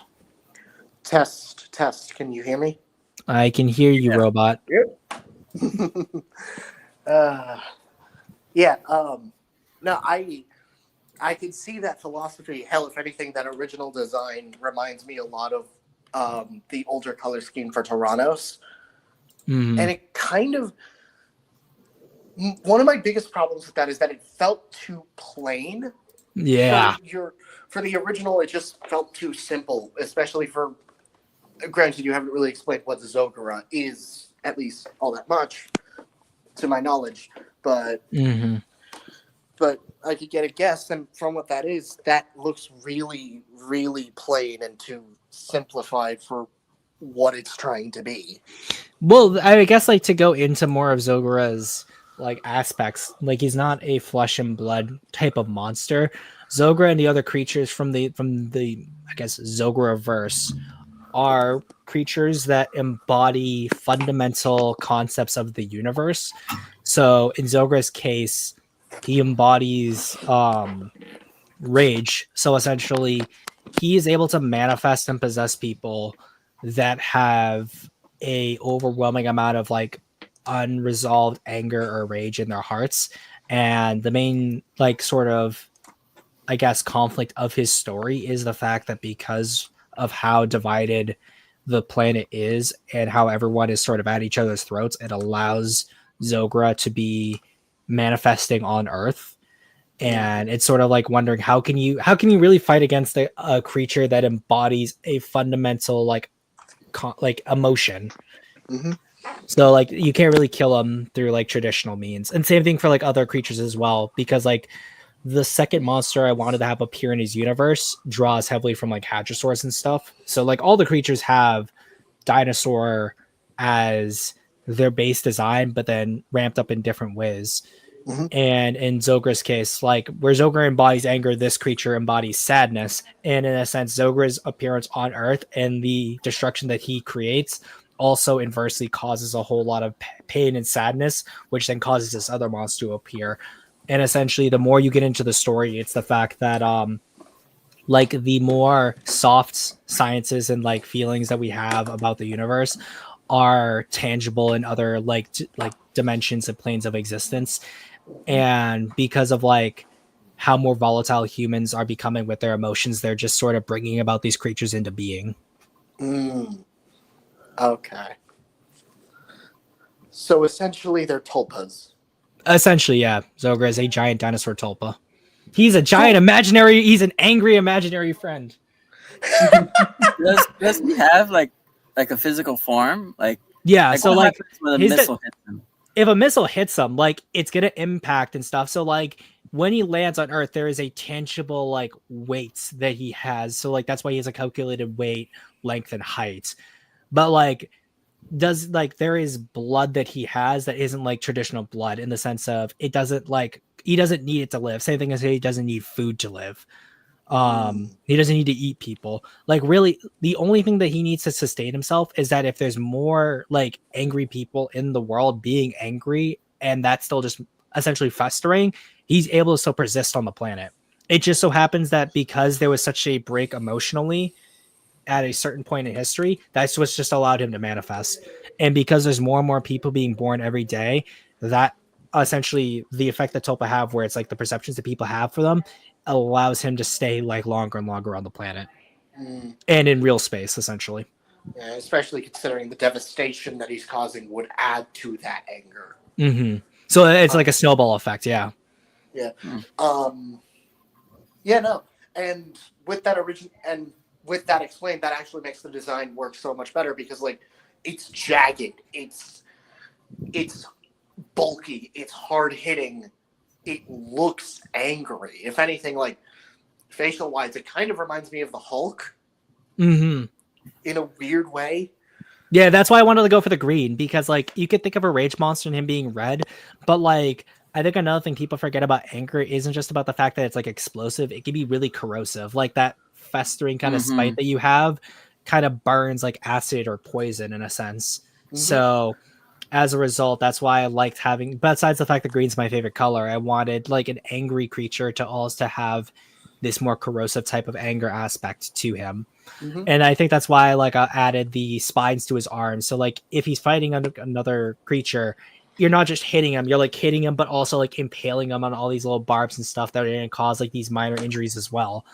Yeah. So it's like it's fueling adrenaline, if anything. Yeah. So also conceptually, it kind of reminded me a lot of like the lanterns and how those work.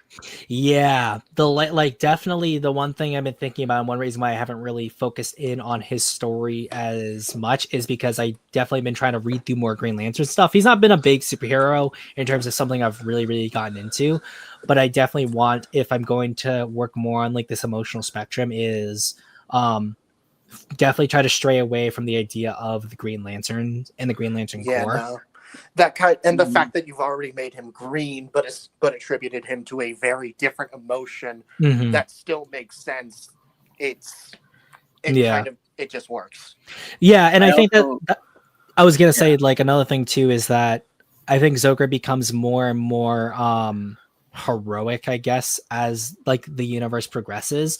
And I think that like even though he expresses anger, there are two sides to him, where there is like the aggressive anger that sort of has no direction and sort of burns everyone and everything around it, and also burns up the person. But then there's also like righteous fury that I think he embodies as well.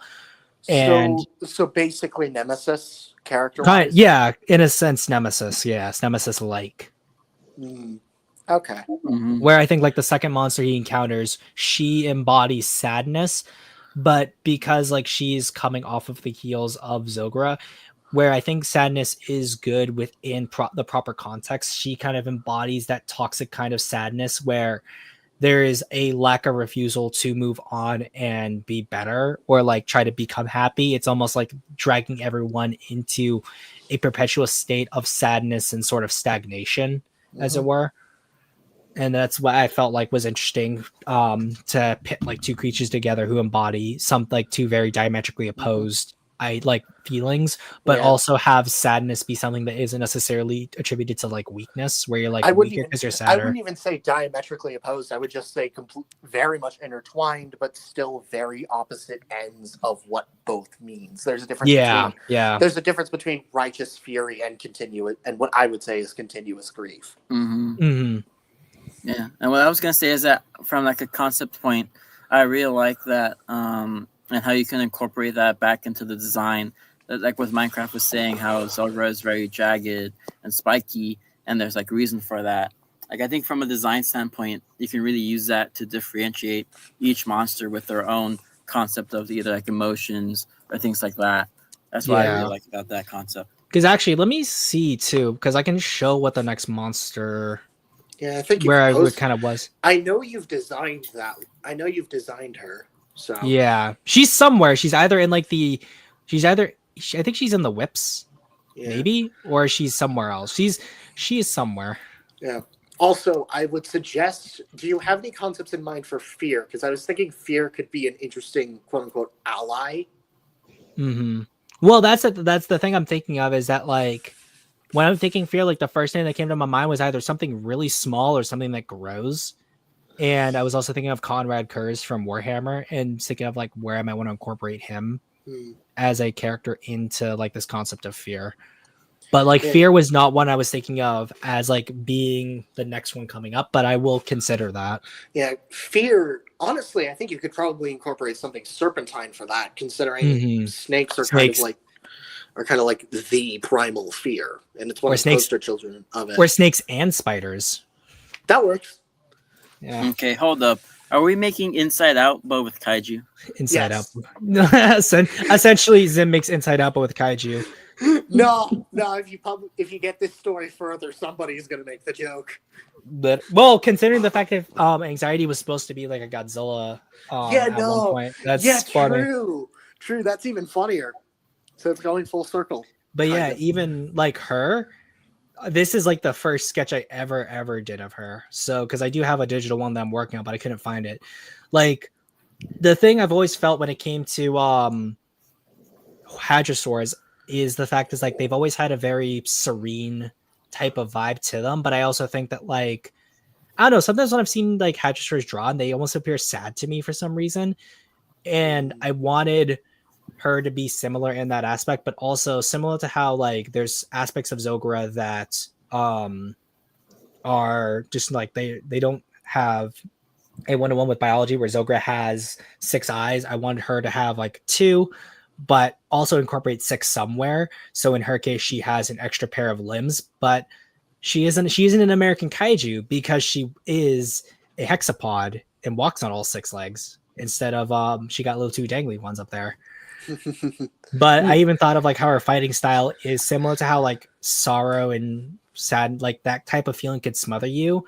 I wanted her to essentially be a similar grappler, but instead of where Zogra is more like aggressive, like punch, she's more like, I'm going to push you down and I'm going to use like my thumb spikes to essentially stab you and like till you die. And you're essentially just struggling there and like essentially all curled up and sad and shit. Yeah. Also, I feel like something like water-based could work. Well, she's blue.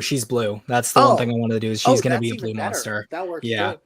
That works too. Well, and that's the thing too, is that even though, like, for influences, I said Shimo, Oranosaurus for the spines here, which is in the digital, it's more of a hump than the spikes here. Parasaurolophus and then Gomez. And with Gomez's case is because of the twin tails here.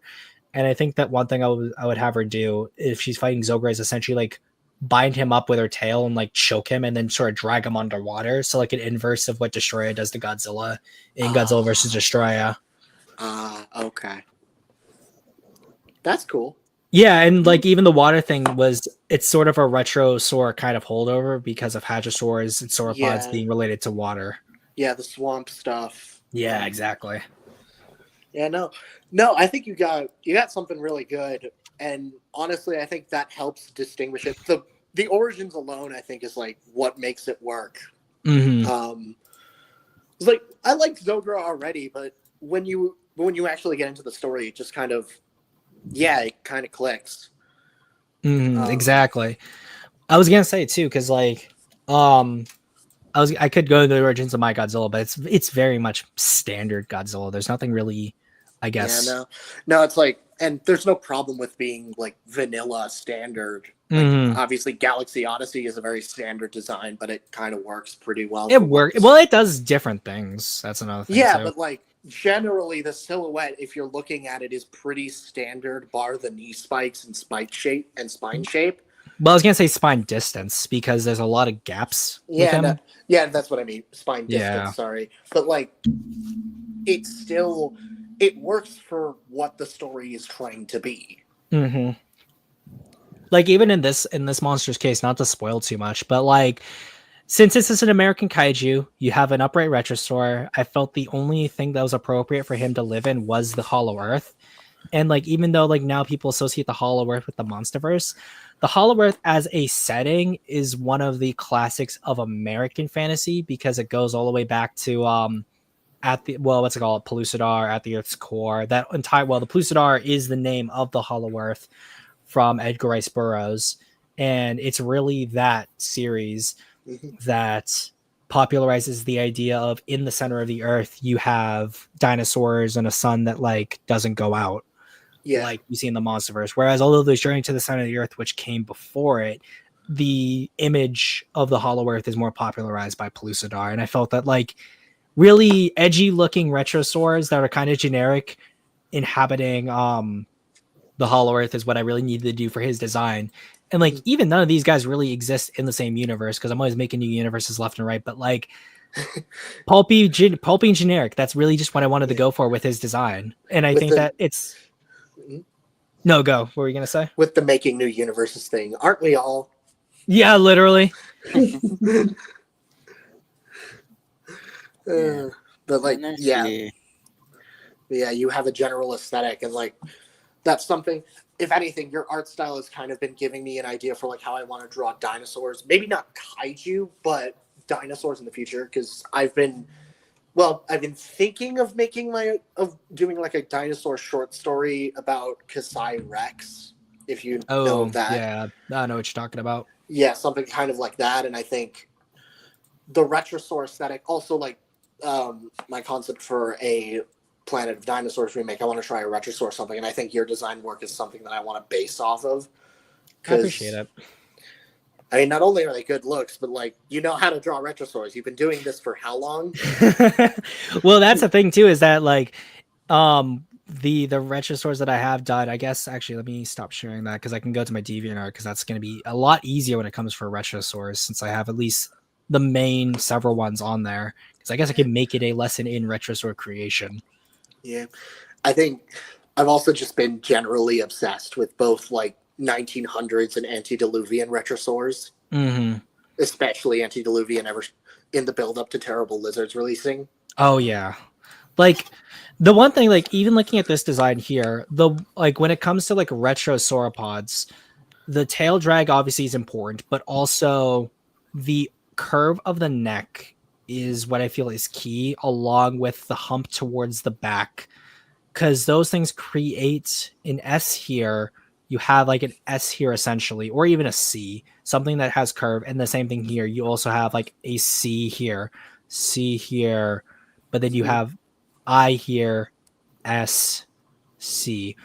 And even like when you hear those letters in your head, and I guess this really just applies to English, they allude to serpentine type of images in your head because of just how they sound with that sea monster, if you will. A sea monster, if you will. True. And then even like Godzilla even has that. Yeah, Godzilla has that too. But even comparing it to this as a kaiju different universe, in this case, the neck isn't as pronounced. The legs don't have that same look to them either. They're similarly pillar-like, but the front limb is far more noticeably bulky. The tail is far more thicker, but it's also smaller. And in this case, this one's based off of a prosauropod instead of a like true retrosauropod. So there's that. But same thing applies here for stegosaurs. I think with retro stegosaurs, you get something where you either have to make them very pillar-like with their legs and very stumpy with these long, thick tails. But in this case, I wanted something that combined traits of different stegosaur interpretations, where if you look at retro stegosaur depictions, they don't always have their legs under their bodies. In some cases, they do sprawl out similar to a lizard. So I wanted to do something like that with this design, but you still have to have that similar kind of hump, either tapering at the stomach or being at its biggest towards the back legs. And then you get that long tail, which is either very thick because of the spines, which had I made this all spines all the way down before I get to the thagomizers, it would be similar. But I guess to make it more unique than other retro stegosaurs, I wanted to give him a more kentrosaur-like tail, which I feel is what distinguishes him here. And I just like this design. I was pulling it up while I was looking at things. And nice little anguis right there. Yeah. But same also applies to like retro ceratopsians, where similarly the legs have to sprawl out, but the tail droops down instead of is high up.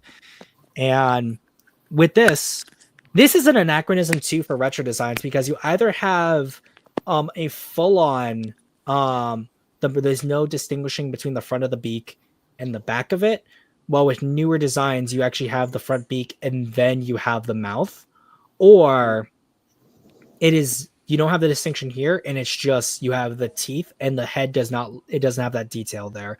So this was a blending of like retro 40s 50s with some 90s sensibilities, as it were. Okay.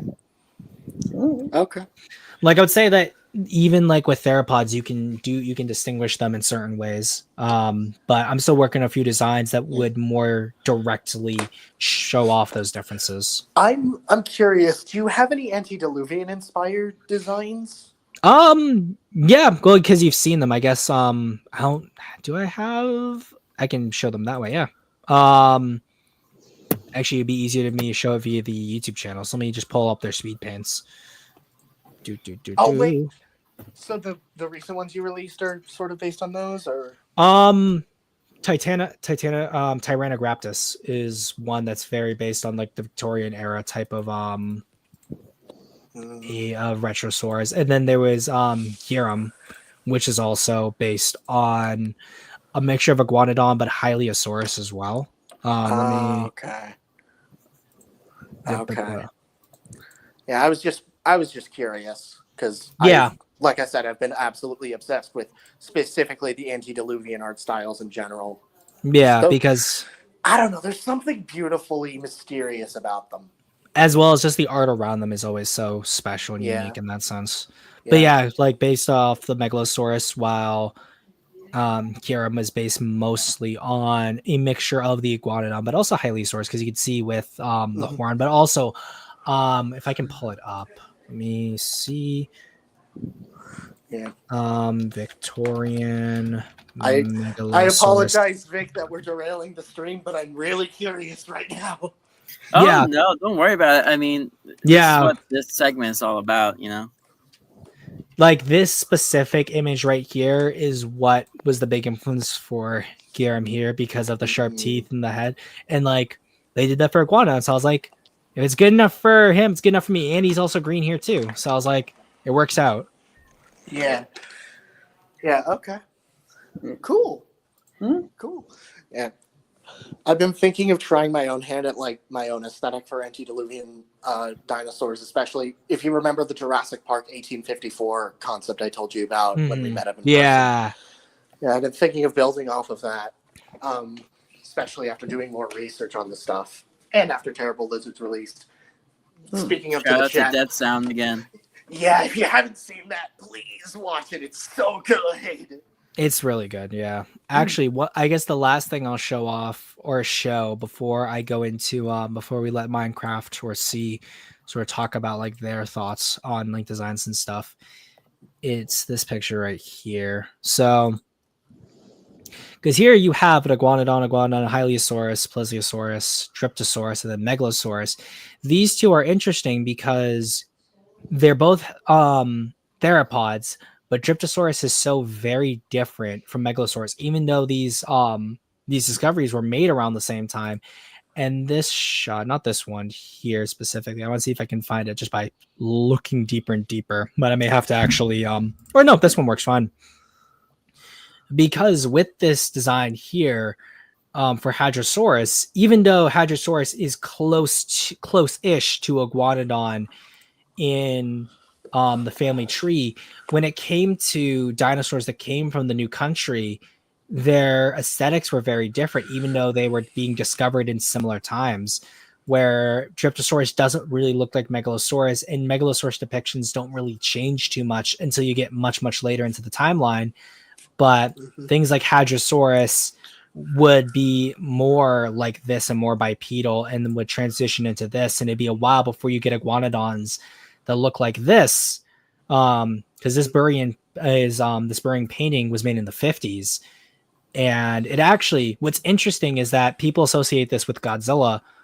And what's really interesting to me is that there's a picture with Akira Watanabe drawing a design of Godzilla with this as like sort of an inspiration. But if you're looking at the timeline to when any books that had this image appear, they came out around 1956. So a little while after the first Godzilla movie came out. And it makes me wonder what was actually inspiring the team when it came to dinosaur depictions besides the Age of Reptiles design, or not design, the Age of Reptiles mural that was in American Life that would have come out before the film had been released. Yeah. Honestly, I think that's it. I think that's a really interesting deep dive in its own right. Like the Retrostore designs that built Godzilla. Or just the design, or just in general, because Rhedosaurus itself, like Rhedosaurus is very much akin to the Victorian style in terms of just general posture and body shape, but it has a lot of early 1900s builds when it like philosophies in terms of like proportions, muscular build. Hell, even the head shape is very 1900s-esque instead of what the Victorians were doing. Yeah. Again, now I just got on another tangent. I swear this will be the last thing. This will be the last thing. I just need. It's fun to talk about Retrosaurs, okay? It's fun, but I also want to make this a short, but also a longer video in and of itself because I find this this information possibly extremely fascinating. No, like you could do an entire. Honestly, you should probably do an entire stream on your channel about this. Oh God, I'd be gabbing for hours. Maybe part of Zimcast 99. Maybe. Yeah, make that. No, just make Zimcast 99 that entire stream. It's just the me making this video. But yeah, no, I will make this the last thing. So this was it's a Japanese article, but I have it translated into English, and it's talking about this specific T-Rex right here, and it's this sculpture. It was over 50 years old, and you have this picture right here of like people from back in the day looking at it, and there is a picture, and I want to see if I can find it just by looking it up on Google Images, but it's a picture of Honda in front of this statue. So let me try. Yeah, I remember seeing that make the rounds not too long ago. Yeah, here it is. It's right here. Yeah, that. Yeah, I remember you were talking about that with me and Kuru on a voice chat at one point. But then what's even more interesting about this is the fact is that this shot here is from Frankenstein Conquers the World. Yeah, I remember that. Yeah. So this picture here is directly like this statue's in a Godzilla or a kaiju movie, but What's interesting here is the fact that this is a T-Rex. It's supposed to be a T-Rex. Back here, these aren't T-Rexes technically. They're Laelaps or Dryptosaurus. But the reason why it's unique to me is that technically Laelaps, which precedes the T-Rex drawings that Knight also drew, are more analogous to this T-Rex design. But this T-Rex is, even though it's closer to Laelaps, is still a hybrid of two other things or one other thing really that Knight drew, and that's his original T-Rex design that he drew. Because Knight did several T-Rex drawings. The most famous one probably being this image here.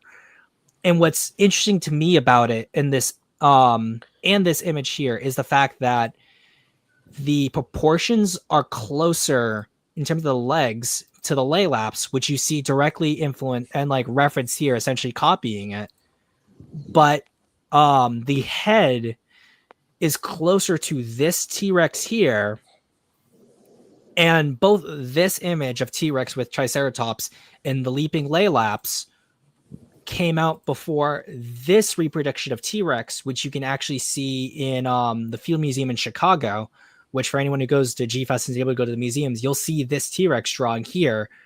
And this has less to do with this design that we know Honda has seen and was actually like around than it does with Laelaps and this version of T-Rex, which leads me to believe that this version of T-Rex, which is more designed based off of Laelaps and T-Rex, is more analogous and more probably what inspired Godzilla's design than Zallinger's T-Rex. And of course, when I'm trying to do something and bring up that T-Rex, it's not letting me do it, and it shows up small, which sucks. But I guess I can just do a whole nother thing here, because we do know the Age of Reptiles T-Rex was referenced and would have been able to be referenced, but. And of course, it shows me Delgado's Age of Reptiles, not this one, sadly, but let me just do Age of Reptiles Zallinger. Because this depiction of T-Rex, and I'd say this is better, shares little in common with this version of T-Rex that was in a Japanese museum at the time, even though, what's it called? We do see this as part of the like Godzilla concept art stage, or at least pictures that we assume were made before the movie came out instead of after, to like frame a making of type of thing. But what's also interesting too is this manga, which I got at G-Fest actually.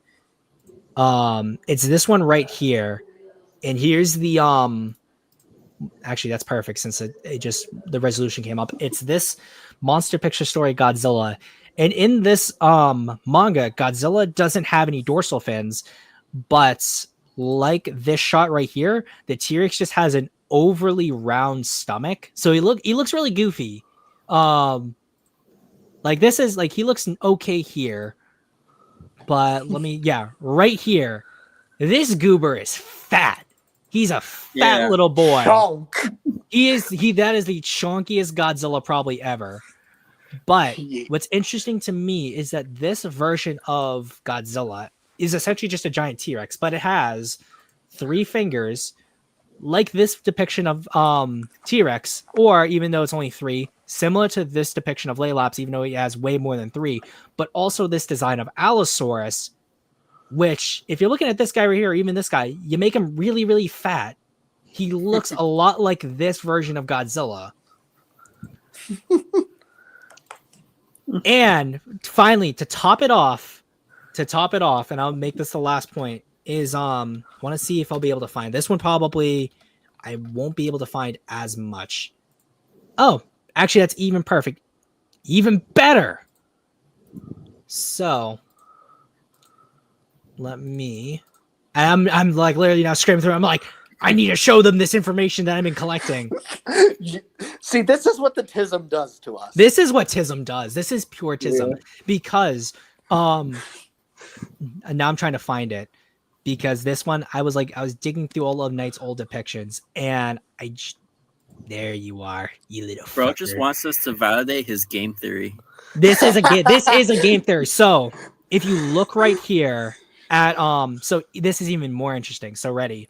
You have the Skull Island Stegosaurus from 33 that has 2 rows of plates.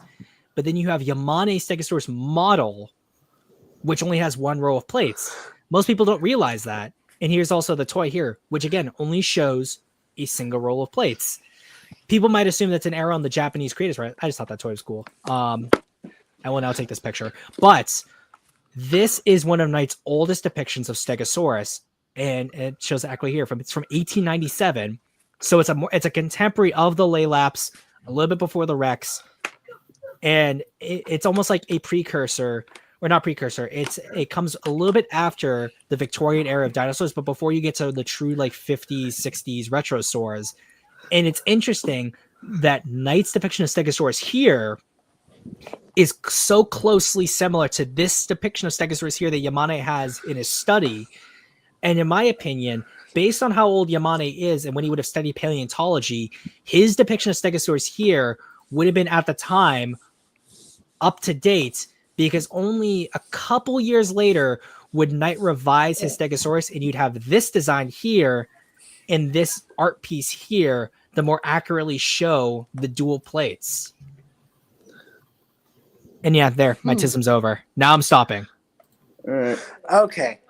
Well, thank you. Thank you. I ran out of space in my notebook. Yeah. I don't know if I could.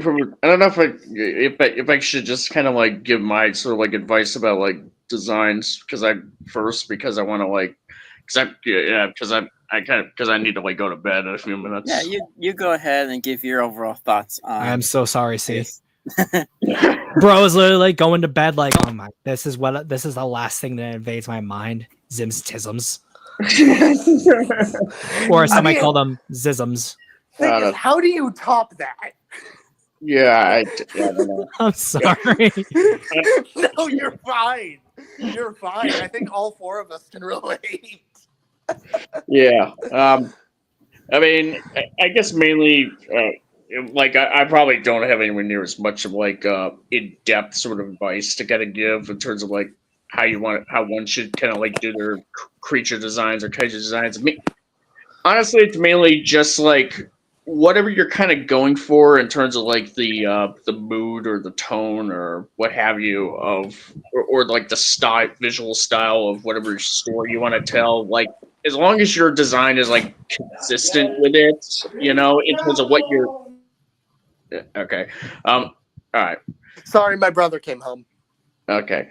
Yeah, in terms of like whatever style or visual style or tone that you want trying to go for with the story you're trying to tell, as long as your kaiju design or creature design is like consistent with what you're trying to go for, whether it's like a more like kind of like more generic or even just kind of like normal dinosaur design, or if you're going for some like a mutation design or what have you, like something that's like a deformity, if you will, or just anything like that in general, as long as it's kind of consistent with what you're going for, whether it's the overall look and feel of the whole story you're trying to do, or like to the specific design of a particular character that you're trying to do, then you should be kind of pretty well and good, at least. Mm-hmm. And yeah, if you really want, and I would even say like if you were to like try to do a design, I'd say like kind of like think of like the most like like kind of like the thing, like if you have like a particular style that you're used to doing, but you want to like steer away from doing like the same old thing. Come up with like the design that is like the farthest away of what you usually do, and maybe and make some tweaks here and there along the way to see like assuming it needs tweaks to begin with, to see like and see how it looks as it goes. So you can find like a good balance between something that you would be used to doing, so that it still has the DNA of essentially like your fingerprints of whatever you go for, and essentially something new, if you will. Mhm. Yeah, that's kind of a Yeah. list. Yeah, I see that's very good advice. Having that internal that- consistency Yeah, across your style. that works. Like hell, just going back to Zim's art style, he has that. He obviously has that with like the spiky aesthetic, the general texturing, and the way he goes about.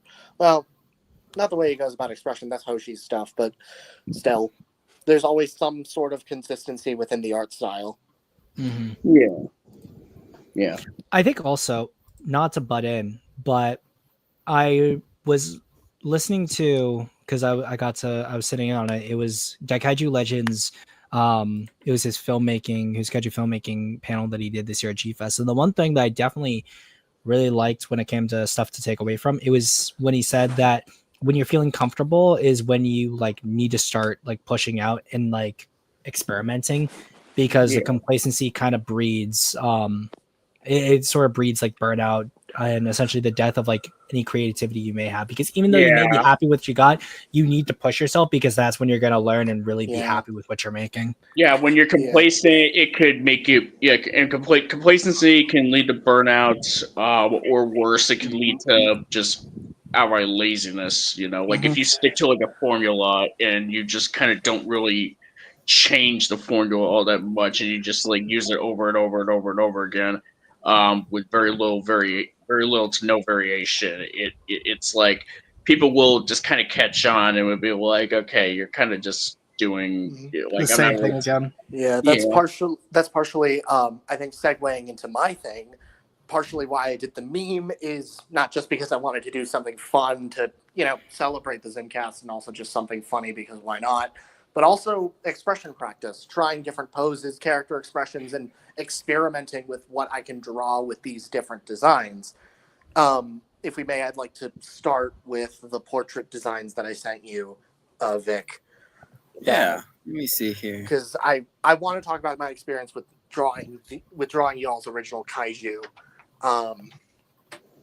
Actually, because I added Pocho, Tyrannos, Trago, and Neas and Monolith. I also want to talk about my experience with drawing Zogra.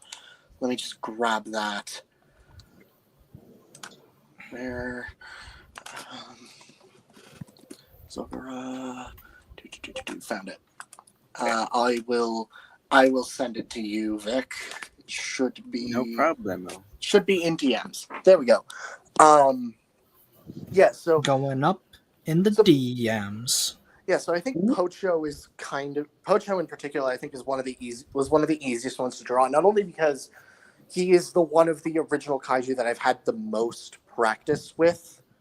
I drew him a while back in a sketch, and I did him for OC Kaiju April as well as the final one, and a couple times before that. But he's also just kind of the most fitting for my art style. My art style is more so, it's less about aesthetic and more so about expression. Because to me, every single kaiju needs to have a distinct character, even if it is no character at all.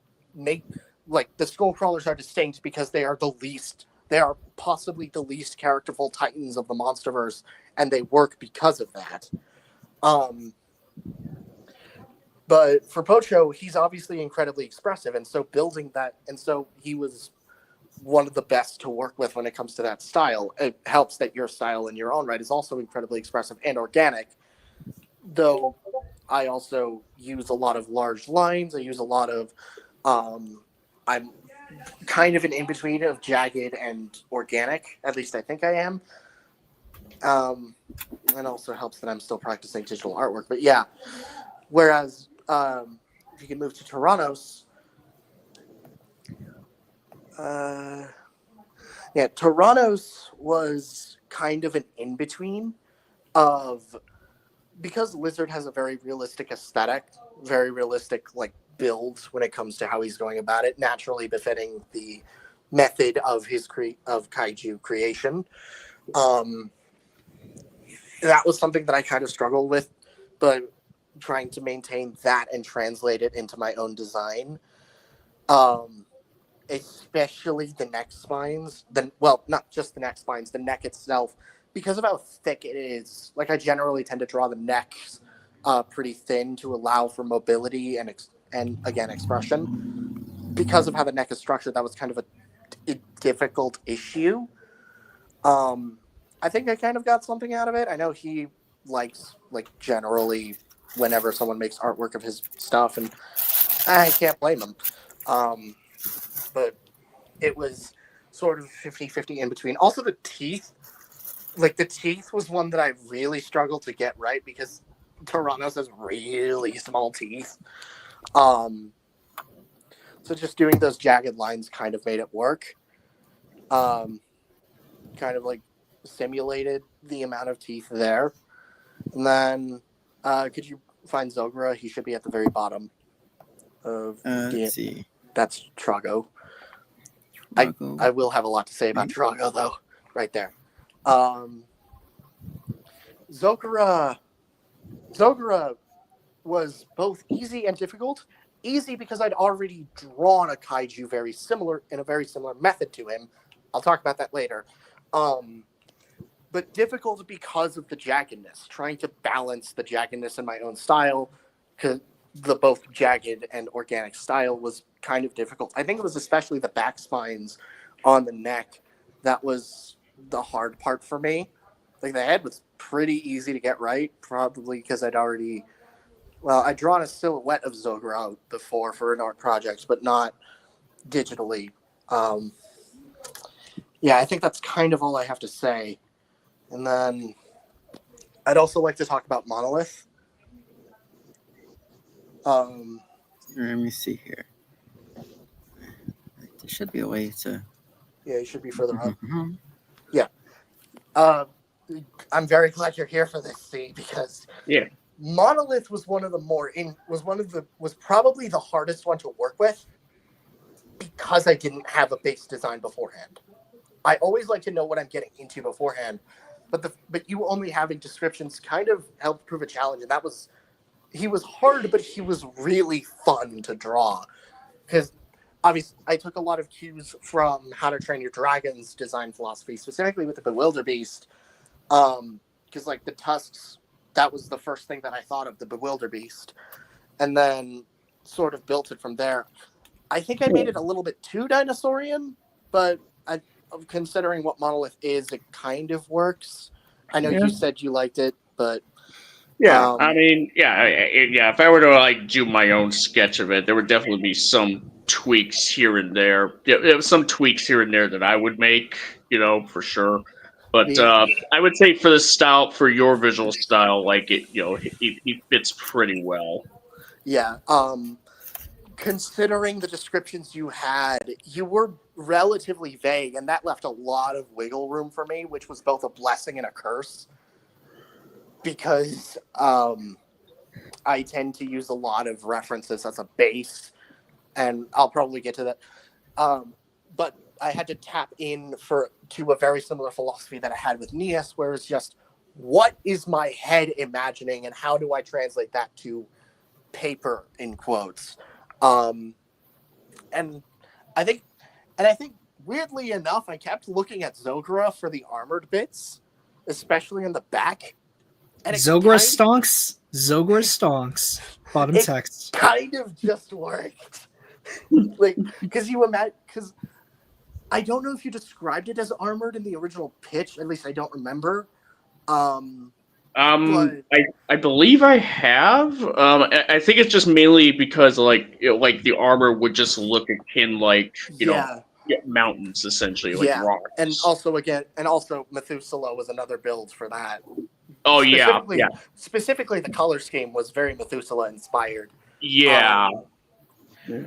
So yeah, and I think at the end, Monolith was probably the second most fun to draw, behind segueing into the next one, Trago, just because like Kuru was with me every step for that one. He said in the design inspiration stream on Zim's channel, that one he's really particular about how he goes about the designs, and so that's kind of, and so he and I joined on a VC for that, and we built Trago from the ground. We rebuilt Trago from the ground up. Obviously, he already had the design that worked at a base, and then I just kind of worked from there. But just the conversing and the basics of like what the person wants just helped build it. Helps that my style being organic, but also spiky, builds like kind of works specifically for Godzilla, especially for what Kuru wanted. Because his Godzilla is very jagged and also but still organic in nature. If you remember the design that he showcased, and yeah, I think that's kind of all I have to say. If any of what I said made sense. Yeah, I could definitely see all of that. I have to say, I always liked Trago's like how he's in a profile stance. I know definitely one thing I've been working on was a profile for my version of Godzilla, and I just kind of I like the dip how it is in the head. I'm like, that's very perfect. I think I'll definitely have to reference the lines, not like one for one like trace, but like very similar. I like it. It just is just right. It's just right. The hard part for Trago was the stretch marks. If you see like the red parts beneath the scales, because like we tried some points. We tried like 3 different designs. Kuru had the Ghost Godzilla image in mind, but when we applied that, it just kind of looked wrong.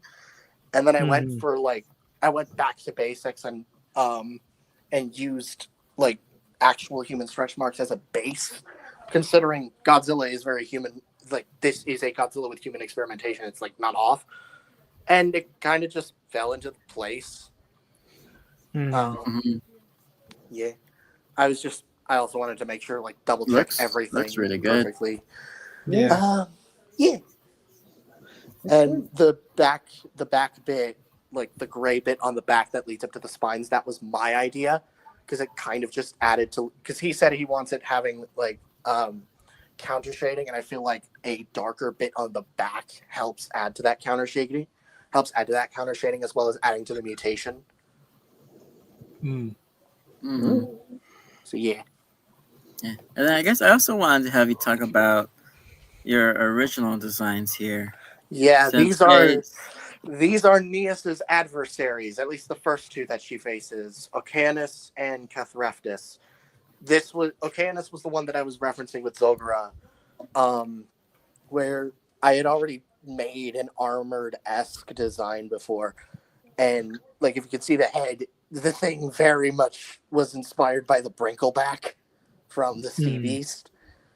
I like this design, but I feel like I need to build it up a little further, like I did with Neas. Especially I think the fins on the back are a little bit weird, and proportionally it just kind of looks too much like a suit rather than building off of the animation style. I want something in between. I think I might use Gatos as, ironically, as a bit of a reference, but also Zigra Rebirth. Well, I'm thinking something else that might be interesting is if you do what's it called? Raiju. Raiju might be a really good influence. That too. Honestly, I think for both Okeanos and Cathreftis, Pacific Rim's Kaiju roster is probably going to be my go-tos.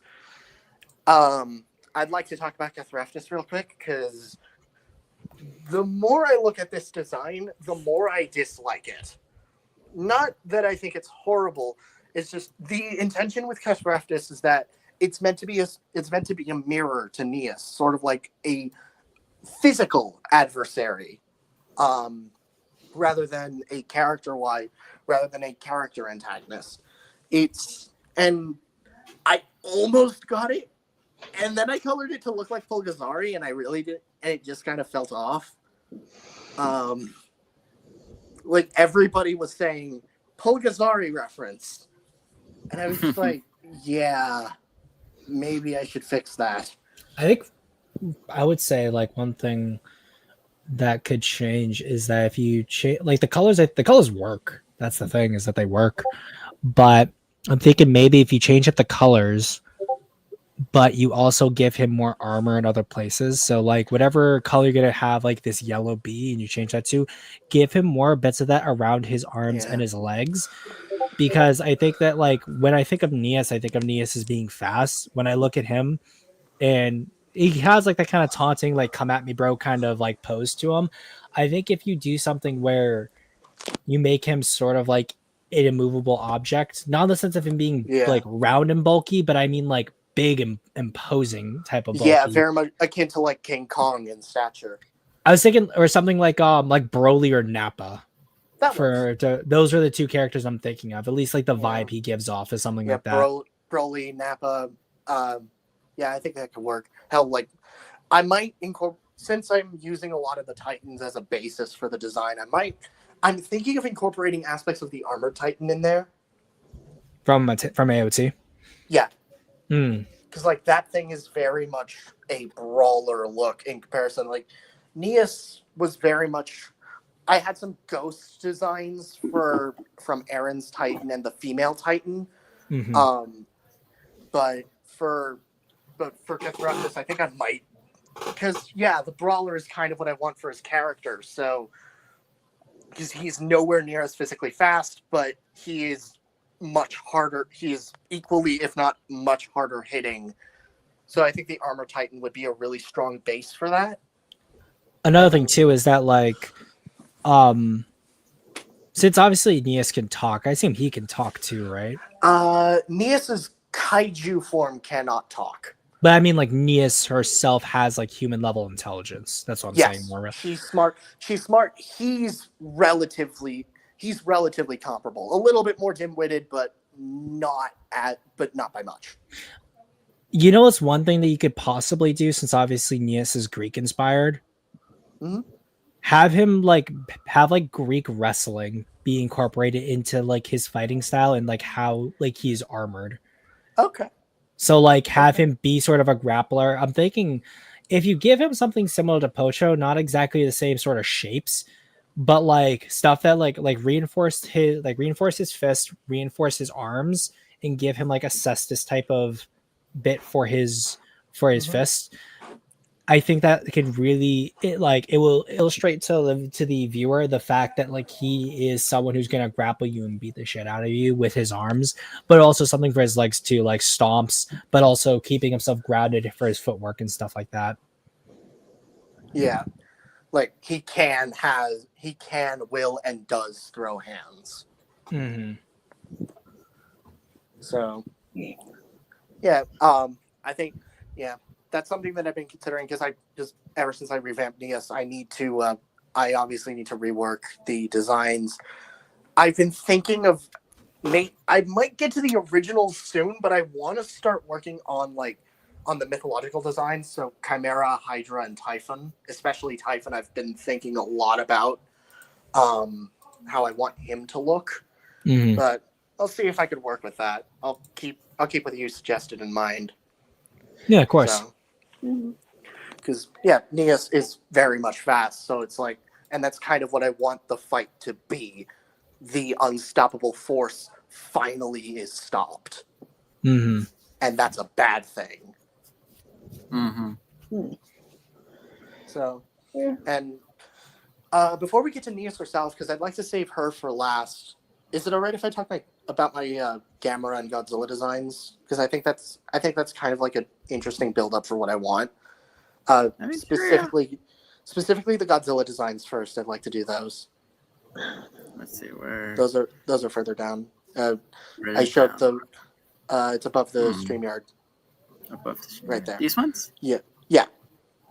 Obviously, these are for my Godzilla AU, Godzilla Legacy, which I need to get to Rodan's design for that inevitable stream when that happens.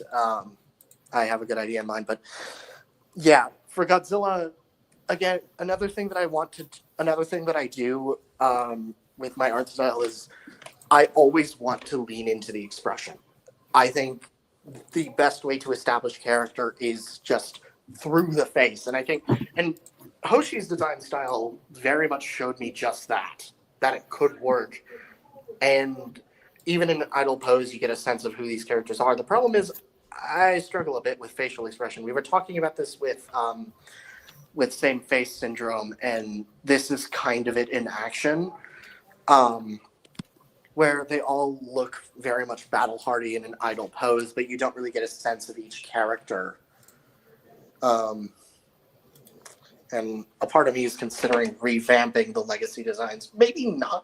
Well, okay, if you could switch to the Bride of Godzilla, to the Bride design. Yeah, I don't want to call it the Bride of Godzilla. God, I hate that so much. But I think with the Bride, that's an exception because I incorporated a lot of aspects of what I did with Neas, but also I just went out of the Godzilla franchise for my inspirations. My big design cue inspiration for her was Transformers, with especially Prime RC and TF1 Elita and Windblade. Like just Windblade's design in general were huge inspirations for her. So, and I think it kind of ends up working in this case. And then also Mothra. Weirdly, I have a good job at drawing female characters, but not males. Mothra is sort of the outlier in this instance where, yes, she's battle hardy, and I really like battle hardy Mothras. That's part of why I like both Titanus and Gemini. But I kind of went into that, but also tried to keep a balance of like beauty in there. And then, what was the fourth one that I did? Oh, Griffin. Griffin was an interesting one. Because I designed the one for Godzilla: The Arrival, and I tried to steer clear from that.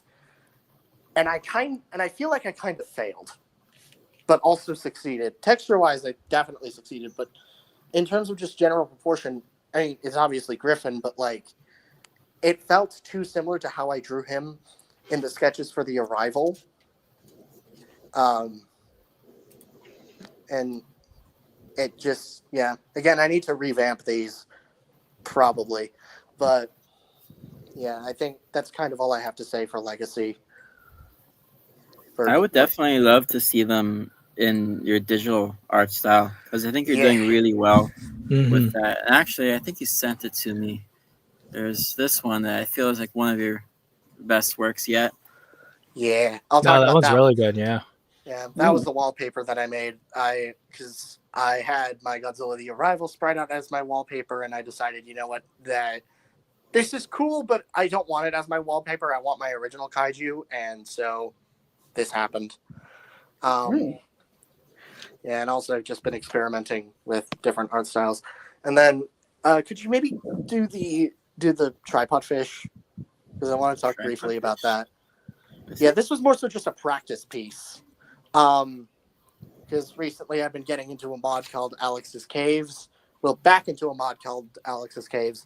This is the tripod fish from that mod, and it was more so a practice piece of like just not burning out. I think part of the reason why I made the why I did the portraits and works with the original kaiju and just so much variety is just because, you know what? Let's try not to burn myself out, especially since I'm getting more into digital artwork and I burned myself out before getting into art school, and that did not do me good for obvious reasons.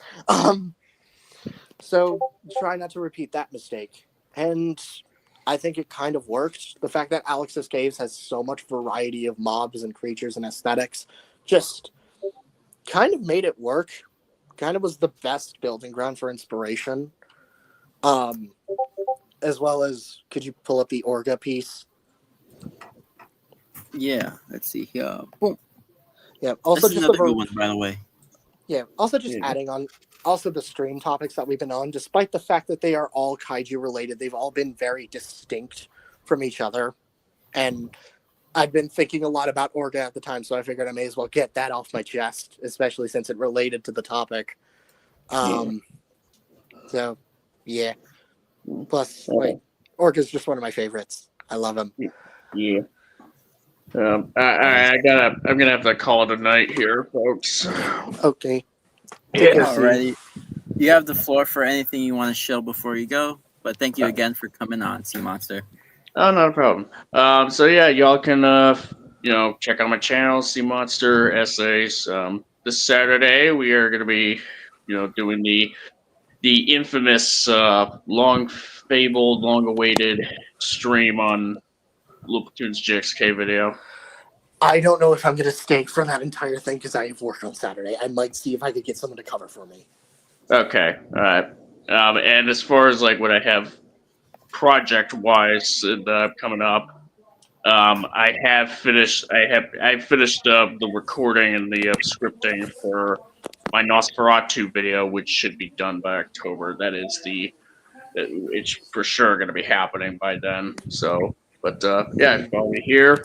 Follow me on Twitter, Sea Monster, and thank you for having me on here, Vic. I'll talk to you all later. Peace out, Bye. Sea Monster. Take care, C. Alrighty. And then I guess since we ran through both Zim and Minecraft World, Well, I'll just show off some of my stuff. I still have a few more to go. Oh, you still have a few more? I No have the problem. camera. I have the camera and Nias designs. Oh yeah, that's right, the camera stuff. Yeah, I talked a good lot about those on the inspiration stream, but I think those are some of the best examples of my art style in general. Because Gamera himself obviously is very expressive, and it's kind of like, just building off of those. Yeah, it was a bit difficult balancing those because Gamera himself is a very organic and more flat design by the nature of being a turtle, but yeah, and with the others, it just I'm happy that I designed Gamera first because it kind of informed how I went about the others and just how I go about. It also just helps how I go about writing these universes. But especially with the designs, each character, I wanted to make sure they're as expressive and as distinct, since I was learning from what I had learned from Godzilla Legacy, where I have the designs, but I don't have the characters. And I think, so with like Gara Sharp, she's far more of a femme fatale character but also very cheeky, if you could pull that one up. At least I tried to go for a cheekiness, but also beauty. Gara Sharp, the next one. There you go. Yeah. Like I said in the inspiration stream, I was inspired. I took a lot of cues from Amy Rose, especially for the face. In fact, Sonic characters as a whole was kind of perfect for what I wanted with my Gamera designs, with my Gamera Kaiju designs. And so I just drew a lot from how those were done, and I think it kind of just ended up working. With Gauss, it's more of a blank character expression, fitting because Gauss doesn't really have a consistent character. It's just eat, kill, kill. Which one's the next one? Mecha Gamera. That one was My favorite out of the ones you've done. Yeah, and I can see why. Yeah, really good. I can see why this is the favorite. He was also the hardest. Second hardest. Zetas was the hardest. But just trying to balance the two. Metal Sonic was perfect. Metal Sonic was absolutely perfect when it came to like how I wanted this. Same with Hyperion. I think I stated that on the stream itself. Metal Sonic and Hyperion were kind of the perfect bases for how I wanted Mecha Gamera to look aesthetically. And just, this is the imitation of Gamera, but it has nowhere near as much character, even if there is still some semblance of character in there. And then Zetas, I am going to probably do a redux of all of these, but Zetas especially, I'm going to take some of the design notes that you gave me, Zim, slim him up a little bit. But just having that, like, cocky, arrogant, but still somewhat honorable isn't the right term, because he's meant to be more of like a rogue, an assassin, or something like that. Well, honorable, but in his own way. Yeah, like we're doing things my way, but we're doing things by my code, sort of aesthetic. And then Iris was just kind of like, oh, what happened? Well, not even a what happened. I don't hate this, but like, it's not distinct. It's one of those I could have done better. Yeah, I definitely could have done better with that one. If anything, I'd say Iris is the Kethreftis of the set, where it's like, I don't hate what I was going for, but I really feel like this could have been 1,000 times better than what I got. I do like the colors. Mm-hmm. Yeah, no, the colors are what I intend to keep. Same with the whole lanky design and the wing shape. I absolutely love the wing shape. But, yeah. Before I move on to, like, Neas, do you have anything to say about my Gamma designs, or just how they work with my art style or so? I have been talking a lot. Like me? Yeah. Just me, or... Oh, well, I guess I'll say that I definitely think this is some of their, like, your best work as well. I really see a lot of the character coming through. One thing I want to say is that this particular shot of the pilot seat reminds me of that one image from Godzilla vs. Mechagodzilla 2 when they're showing Godzilla's, like, brains and stuff. That's just one little tidbit. Yeah. But I do really like the Mecha Gamera. Yeah, I'll explain the lore if we ever do a Gamera pitch stream. But since you mentioned that, the pilot is sort of like the brain of the mecha in a very literal sense. I'll explain it a bit here.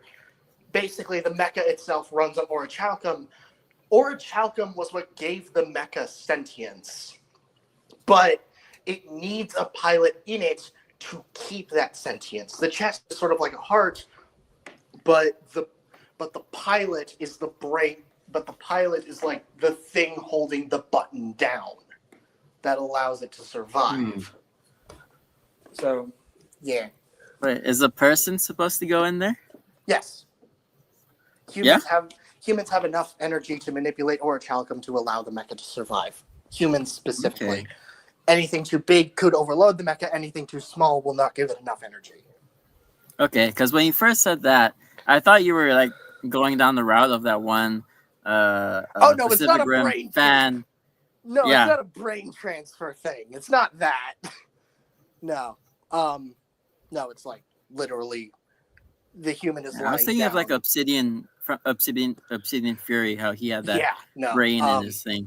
Yeah. No, good though stuff. Gypsy Danger was a bit of a design inspiration, especially for the bulkiness. And it's also just, I don't know, I just really like homaging Gypsy Danger when it comes to my mecha designs. Because, like, I think Gypsy is kind of one of the perfect mechas in my eyes, or like the gold standards for it. So, yeah. And now we get on to, I don't want to say my magnum opus, but my child, my poster child. I have been developing this character for 3 years now, and I am very, very happy with how this turned out. Neas was one that Neas, much like Gamera, if anything, Gamera was sort of like taking the lessons that I learned from designing both Neas and Godzilla Legacy, both the good things that I did and the bad things that I did, and applying those. In fact, the Gamera design is why I redesigned Neas. Because the original design I'm very much happy with. If anything, like, I think I knocked it out of the park with that one. But the redesign is just taking what worked, cutting out the fat, and adding some extra muscles on there and making it work. Just fixing the design, making it look more significantly mammalian, because that's something that you, Vic, said I didn't get right, and that's something that my brain, I didn't notice it, but my brain did, and it kind of just clicked. That's what was a little bit off about the design. Also, the fact that she was a little bit too slim, not like anorexic.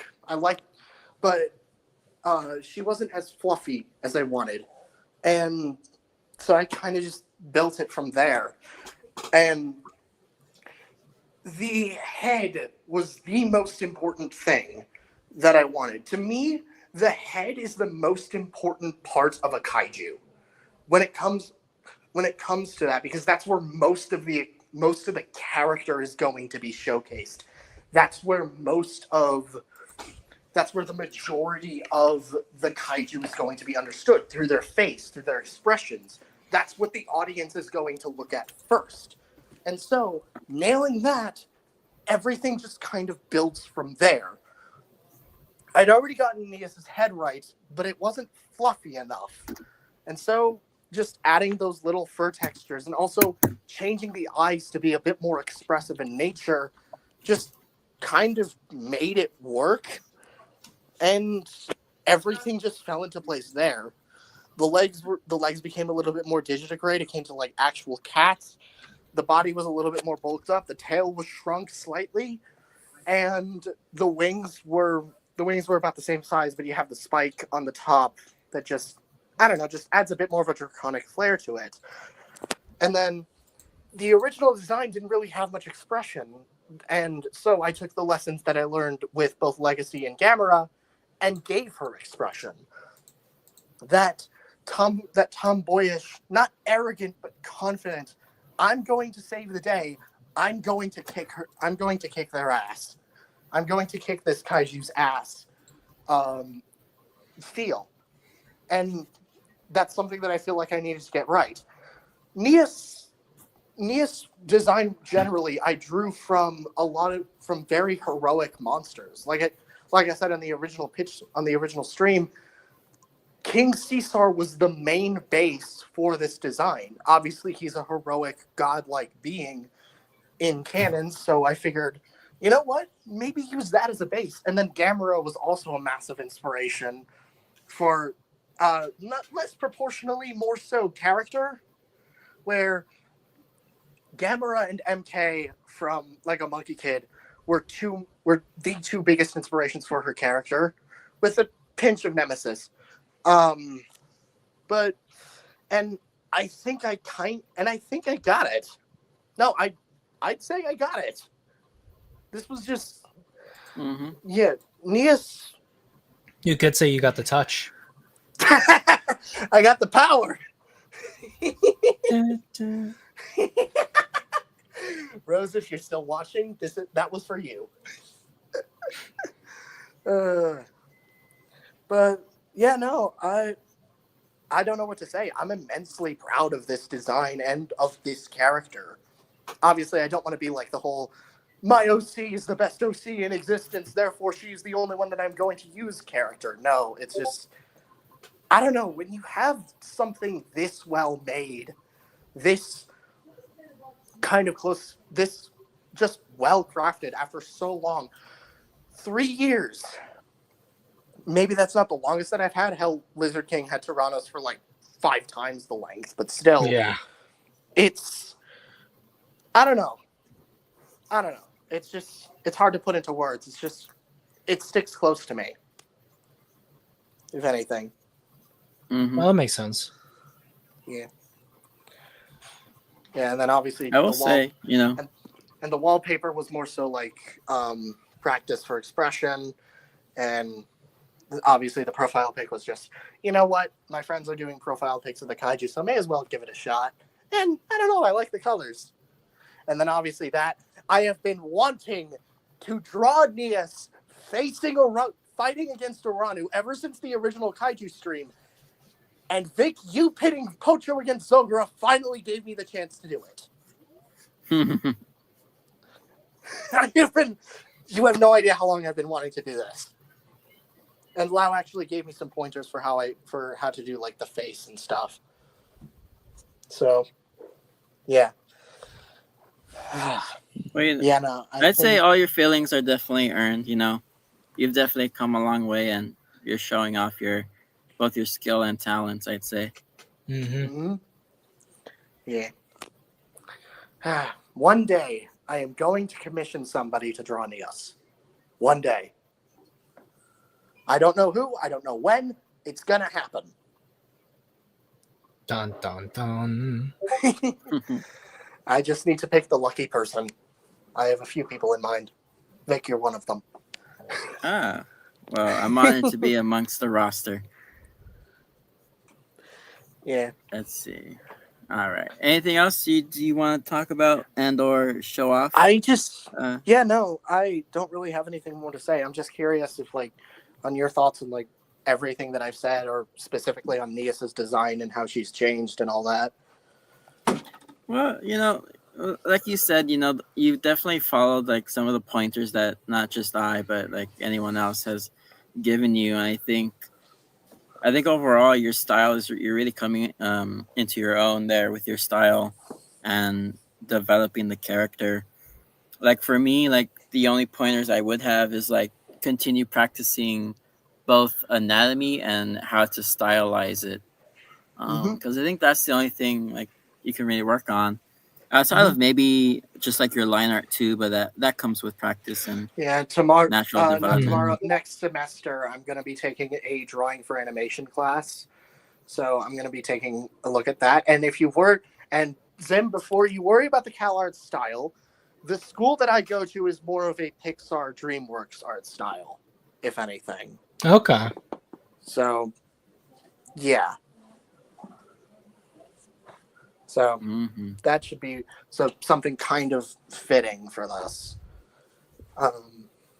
Because I definitely want to get better at drawing humans. Especially. Yeah. But, yeah, no, I don't know. I'd say, all it takes is time and practice, Yeah. I would definitely say it took Lizard 15 years to perfect Tyrannos, and I think he still has improvements that he wants to make. Exactly. Yeah, we're always improving. Well, yeah. What was it that Rooney said? If perfection isn't possible, evolution is inevitable, or something like that. Yeah. By the way, Zim, you have anything to say about Nia's design or anything like that? The one thing I would say is like needs more spikes. Yeah, I think that like overall, she does well in terms of being a character where she has like a feminine sort of body style to her, which is good. But I think that the color blends in well. One thing I've always liked the most was the face. And I think that like it really has a proper amount of character to it, I think. Yeah. I think, weirdly enough, King Caesar is one of the most expressive kaiju in Godzilla's roster. Like, if you just look at the comics alone, my God. Hell, even just the original film. Yeah. So I think using him as a base was probably the perfect choice. So, yeah. And then I guess I'll just go over a few of my kaiju designs before we wrap things up. So then let's see. We get to see you talk about Pocho. Yeah, because I would say I've been developing him a little more in terms of some of his abilities and just how I want to depict him, as well as his adversaries and just kaiju casts. Or the roster in my You have been universe. building quite the rogues gallery for the fucker. Yeah, because like when it comes to the stories I have laid out, I have like, let me see, Pocho's origin story, which I have like the first few drafts, or like maybe like the second draft written out in full, and then I have a few short stories written out in the universe. But there's like more than like probably like 7 or so stories ahead for both Pocho as well as some of the other solo kaiju stories I have for like my other characters. So like let me see here. Let me share. Basically, I put together just like a little Twitter thread here. So of course we have Pocho, who is the main protagonist monster of my Pochoverse, I guess. Dude, you knocked it out of course. Yeah, and then let's see. So he's like basically the Godzilla archetype. I've obviously his like subtitle or tagline is the Ferocious Protector, which is a bit of a riff off of Venom's Lethal Protector subtitle. I just realized we both used Marvel characters.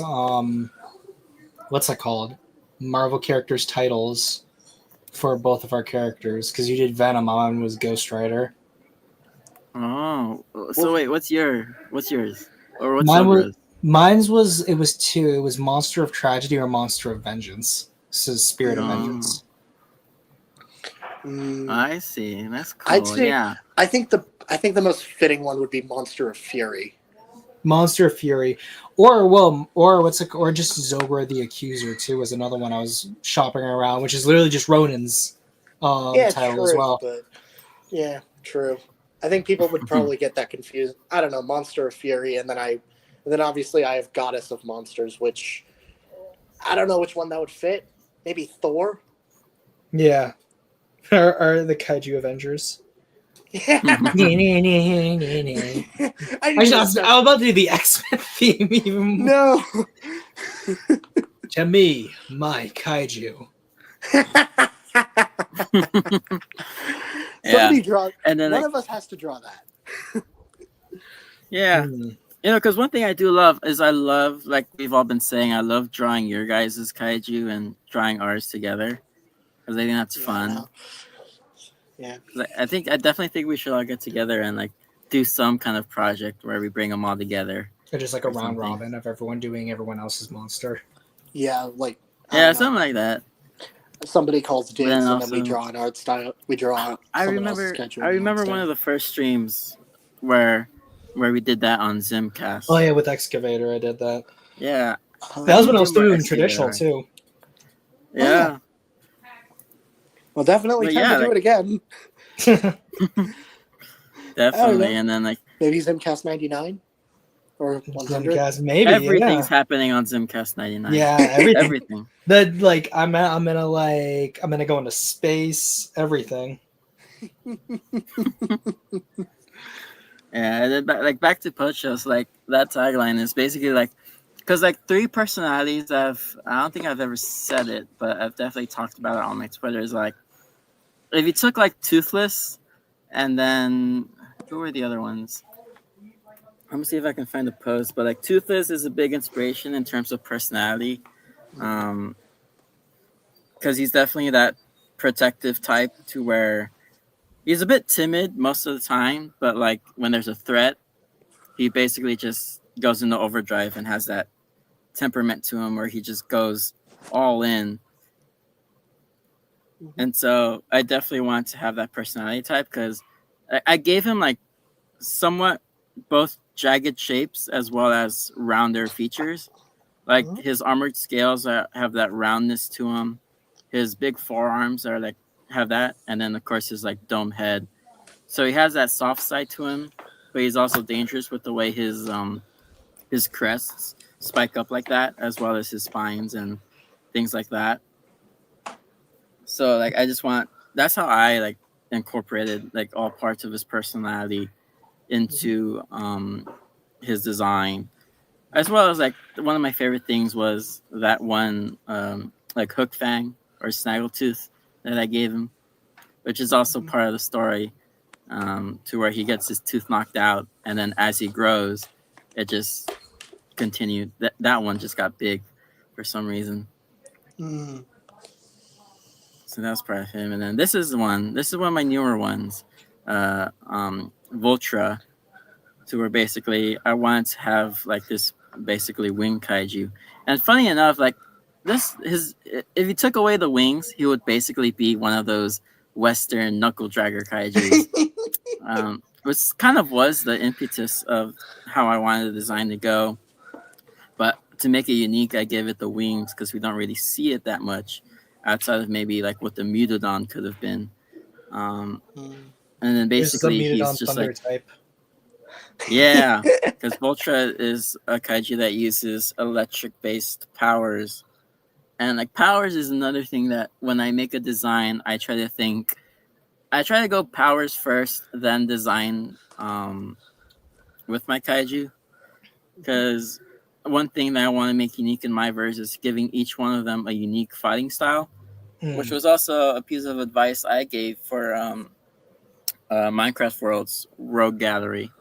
To where I think you should always keep in mind the fighting style and abilities when you make your rogues gallery for your for like your headliner kaiju. Yeah, I think that's something that I've kept in mind with redesigning the Gamera Kaiju, with like designing the Gamera Kaiju, as well as I think I'm going to keep that in mind when I rework Neos's Kaiju, especially with Kathraftis, since Zim, you've given me a really good idea of what I want. You're welcome. So yeah. And Orcathrax here is one of my favorites. I basically it's kind of like I guess you could say the opposite of Pocho in terms of Pocho has fire-based attacks and heat-based attacks, whereas this is like an ice-based kaiju here. I took inspiration from different things such as leopard seals, penguins, different types of marine reptiles, things like that. And so where basically it's like a Shimo or I'm blanking on the name. What's that one ultra kaiju? That's the ice penguin thing. Yeah, Pingula. Yeah, that was an inspiration. And this is like one of the recent revamps I did as well, where I gave Architects more aquatic features, like the different fins on the limbs and such. Very Monster Hunter-esque. Yeah, I could see that. Yeah. Because Monster Hunter is something I kind of take from, although it's mostly things like, Godzilla monsters, Ultra monsters, specifically being the more naturalistic, like flesh and blood type of monsters. Ultra Q is another one I take from those monsters. And then this is like my Kong, basically the Kong of my universe, Hanura, which is sort of taking the name of Hanuman from what is it? What mythology? It's not Indian, but it's an East Asian mythology. Yeah, that is definitely East Asian. Yeah. One sec. Google exists. I'm gonna use that. Google exists. I think Hindu. I think it's Hindu. Yeah, I think Hindu. Sounds like Hindu. Yeah, because actually in my one story I wrote for him, because I also have a short story for was it the one you Hanura here? Yeah, it was. I have Garuda. Garuda is the name of the other kaiju. The Hanuman is Hindu. There you go. Basically, like the monkey god or something like that, or he has a monkey face. Which is basically where I got, the idea for the design elements here. More or less like Kong, but with the tail. But the thing is, like, for me, Kong is like another inspiration in terms of personality for Pocho. And I kind of want to take the personality of MonsterVerse Godzilla and put it into Hanura here. So to sort of have that like opposing relationship there. But Hanura is still like a hero monster. He's one of my like main three. And then this is just like a big woman. Is one of the big woman basically. One of the a giantess type of character. Smash. Next question. Sorry, someone had to make the joke. Well, I was gonna say now I know what's it called? Who's cornering that market in our friend group? Yeah. So basically part of the lore is actually that all the giants in my basically Hollow Earth, in my universe, is small basically men? What? Yeah, they were originally like descendants of like early humans, and then for some reason, it's like a plot. I don't know if I want to say it now or if I'll reveal it, but there's something that specifically creates all of the giant animals in the Hollow Earth. And then humans got tapped into that, early humans, and then they evolved into the giant race. But there's also, let's see, how do I exit out here? Me, if I there's lived also in this monster the universe, Beastmen. Is the big woman still here? Yeah. This is like another offshoot of the early humans in my story, to where they basically. Question: were the Titans inspiration for that one? From AOT. Yeah. Yeah, specifically Beastman here, which is like the working title name. Like I want to give him a more unique name, but I can't come up with one as of yet. Called it because he does seem like a mix of like Zeke and Aaron. Yeah, so like the Beast Titan was an inspiration. Aaron, the Sanda and Gyro a little bit too. Those were the main ones. Well, that's funny because that was one of the big influences for AOT was War of the Gargantuas. Yeah. So I have like a little bit of a mix and fusion, and like his personality is basically he wants to basically beat the maybe yeah, but he also just wants to beat the crap out of Pocho because he's like that. What is it? Sore loser type. He just got that Black Air Force energy. Okay. I'm gonna be blunt. I love characters like that. Yeah, I absolutely adore characters like that. Now I just like, even though he doesn't look like it at all, now I just imagine him with Uncle Ruckus's voice. Now see here, you head-button lizard. All your kind coming out of the hollow earth doing nothing but stamping around my territory. You're just a big, ugly lizard.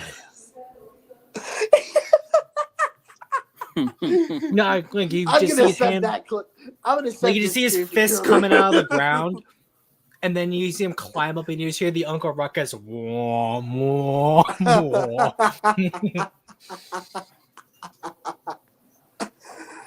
Well, now what's it called? Now I'm just imagining it's like, see here, Pocho. This is why your life's so messed up. You just got no lady lizards in your life. Wait, what's the giantess's name? Tanya. Yeah, well, what about Tanya? I got a giant in my life. Well, of course, Tanya's a human being.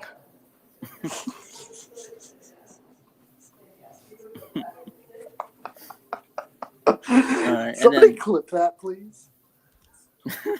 Uncle Zim Ruckus. And then this one here is another one of my favorites that I designed, a Dweller, which is basically like a sea serpent archetype that I have, like your Mandas, like your Tiamats. And of course, I took heavy inspiration from like frill sharks, any other like deep sea fish, sea life, things like that, which is something I really wanted to do for my universe because like in my world, like essentially all the myths of the monsters have like their equivalent monster species essentially. And so Dweller is like those sea serpents that like the old Vikings saw, that all the pirates saw and stuff like that. And like Hanur is the same way with the Hanuman allegory, I guess, or something, or the equivalents there. So you're going Monsterverse with this? Yeah, pretty much Monsterverse in my own way.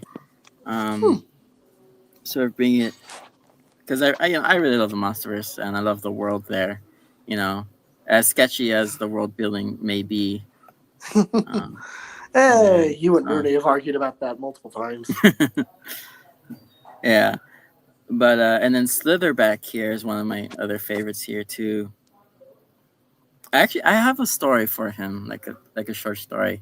I'll probably send that through to get your guys' opinions. But yeah, this is basically like another nocturnal sea creature there, to where I combine things like octopus, leopard seals. I love to take from leopard seals. They're like one of my favorite animals, and just have that. They have that like monster's aura to them, to where they're like super scary and like super cool. So I like to take from them a lot. I can see that. It's sort of like how I like to take from like cats and mammals when drawing my monsters. Yeah. Like you could either be menacing or be gentle or just be flat out adorable. And I have some more new ones here. Like this one I designed as like a ceratopsian type of creature. Another thing I like to do is like I just take dinosaurs and mix them around a bit. So you have like iguanodon with like the spikes here, and then the ankylosaur like tail, and then ceratopsian Definitely body gives me a plans. lot of Armadon vibes. Oh, let's see. I don't know what that's from. Primal I don't know. Rage. Primal Rage. Oh, I actually yeah. haven't played Primal Rage. I've never played that. You've never played Primal Rage, really? No.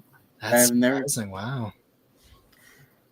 Yeah, because I didn't really grow up on much video games outside of Call of Duty, some Halo, GTA, and then, things like that. Hmm. Fair enough. And Speaking of video this is like- games, Skull Yeah. Island Rise of Kong is $5 on Steam right now. Oh. oh.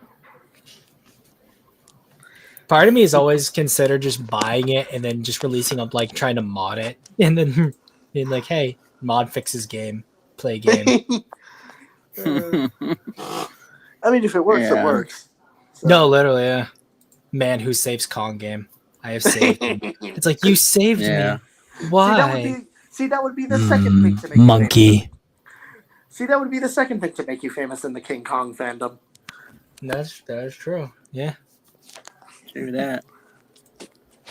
And then this year's like more so like one of the more basic kaiju, because I love also river otters. So I just wanted to take one and then make it a kaiju fight in a way. So this is more like a simple, kind of a background monster. Hmm. And then this is another recent one. No name for it. Better But- Skullcrawler. I appreciate that. His name is now Cooler Daniel. You realize now that since you don't have a name for him, I will forever call him Cooler Daniel until you come up with a name that I find satisfactory. All right, sounds good. But yeah, because I love the skull crawlers, and I kind of didn't want to have it be just like a basic skull crawler rework. But I had like this specific body plan that I wanted to do with it. Because I love skull crawlers, and so it's basically my own take on that kind of.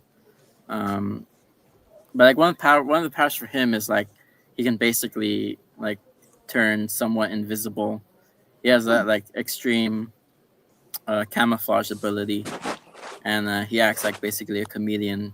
He's kind of like an assassin type, to where he like hides, waits in place, and then strikes. Interesting. Pardon the background noise. That was my brother. No problemo. And then this is basically like another sea monster, fish type kaiju. Took inspiration from like Dunkleosteryx, I think it's how you pronounce it. Yeah, Osteus. Dunkleosteus. Yeah, Dunkleosteus, Titanosaurus a little bit, and then an assortment of other like amphibious sea creatures and things like that. Nice. And, that's about it for some of the other ones I featured here. But yeah, basically, I try to make all of my like monsters unique. Monsters, I like that. Yeah. One thing that I can say is your definite strength is your understanding of character, like just getting basic character across in a design. It's a very similar philosophy to what Hoshi had, and I think it just works beautifully. Helps that you both have a very 2000s-esque art style. Yeah, because like with albeit in very different ways. Yeah, because like I definitely take more from like that, like I think it's 2000X-esque cartoon style, since like I grew up loving animation and 2D animation specifically. So like all of my projects eventually I want to turn into 2D animated films, because I want to bring those back, because I think it's an untapped well for kaiju stories particularly.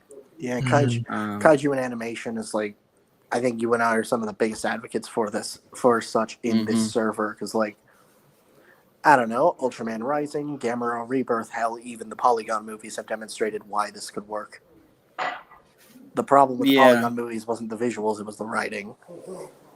Mm-hmm. Yeah, I know, like, even for me, I'd love to do like a low poly animated series with Kaiju. Yeah, and obviously I've stated I want NEAS to be like an animated film. Like I've always envisioned every single character I design as an animated film. Mm.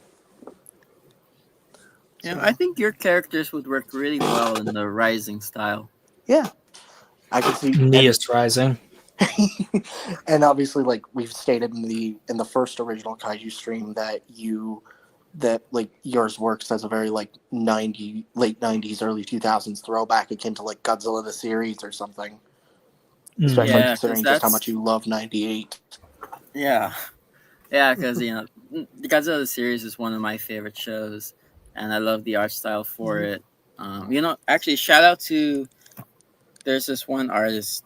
I think his name's like Pizza Bolts or something, or it was Pizza and Bolts. He has a very awesome style that is very much like Phil Barlow. It's Are you talking about the guy on Twitter where he does like all his original Kaiju? Yeah, I know what you're talking about. He has really good designs. Yeah. Could you share? Really good could you share some of those on the Discord? I'd like to check those out myself. Yeah, I'll definitely send them through the Discord. And actually, let me stop sharing this for a second. I'll just pull them up here. That works too. Yeah, because just shout out to them.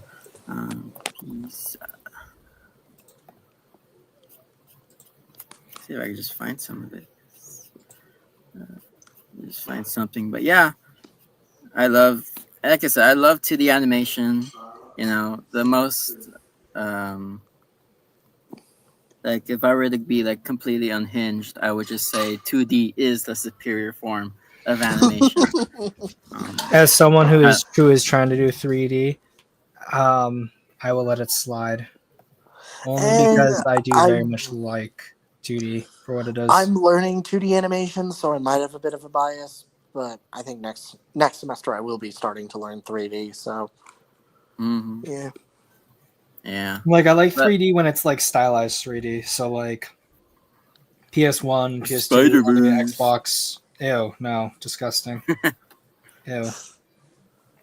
Puss in Boots. It's okay. Like I would say, like is it well made? Yes. Aesthetically super pleasing to me. But like, I'd probably say if I'm thinking like favorite 2D animated thing, probably ever it's Primal. But even then, I'm thinking now, I'm like, what is my favorite 3D animated thing? That'd be very hard for to really consider. Yeah, but here's Pizza and Bolts, one of his pieces. Nice. Very much like I love that he's taking from like Phil Barlow in his work, but he also makes it his own. Like he comes up with some very interesting designs. Yeah. Like this right here. Like I can definitely see this as like a screenshot from the show. Yeah, that looks like that. it. I'm curious to see if he ever tried his rendition of Zilla. I think he did. He has done like a few like Godzilla Junior pieces. I don't know if I can find one. Oh, this is from that. Shout out to Metal Nick from Black or Mass, Steel Nick too. Black Mass, love it. But this is Kuru's his take arch on enemy. Let's see. I'm hoping I can have the D-Rex. That's cool. Let's see. I'm hoping I can get some of these people on for DrawCast special features. Because I still need to schedule yours Minecraft and then Zim as well. Of course, I want to get you on for a special feature.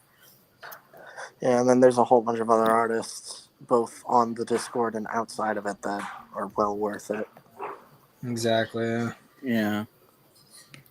Because, with DrawCast, the whole purpose is, of course, to just spread, awareness, love, appreciation for, kaiju artists. I guess is like the main focus, but I can probably spread it out to other things, But kaiju, just what arts are well attached. Sorry, I had a cough.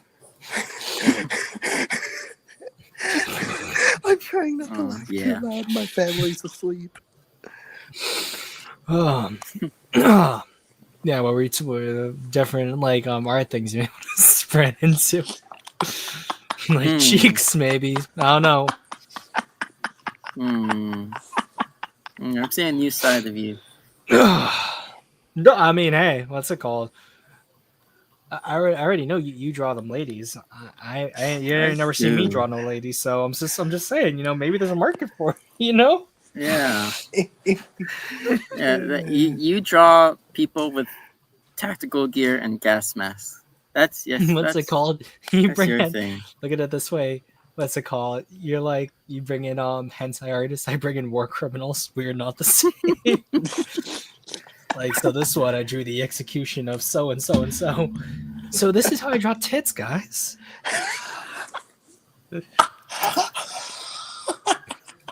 What's it called? Yeah, a Zim DrawCast. So this war crime, it didn't happen. They did nothing wrong. I'm telling you, straight up, it's a psyop. A Vic DrawCast, a Vic DrawCast. So like when you get the curve of the schlong, like this is how I do it. Like these are the exercises I do to get the perfect length and girth for like the lines. Zim, you're killing me here. You're welcome.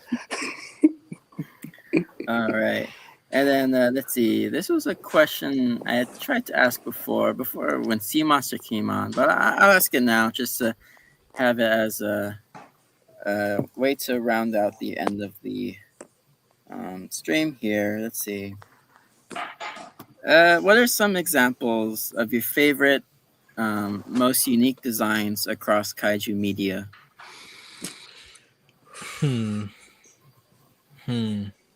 I'd say like most unique, probably. Love them or hate them sometimes, but you got to give it to the Ultra Kaiju. I think that like because it's a show, they get more opportunities to really be unique with some of their designs. I would say that Mariyama's Heisei Ultra Kaiju are some of the most unique in my opinion, and I think that they blend familiar with unique in a ways that I think are interesting. Yeah. I have multiple examples to state. Obviously, Nemesis is just one that I absolutely adore. Just because it's kind of just what Biolante was, but better in a lot of ways to me. You tread on thin ice, boy.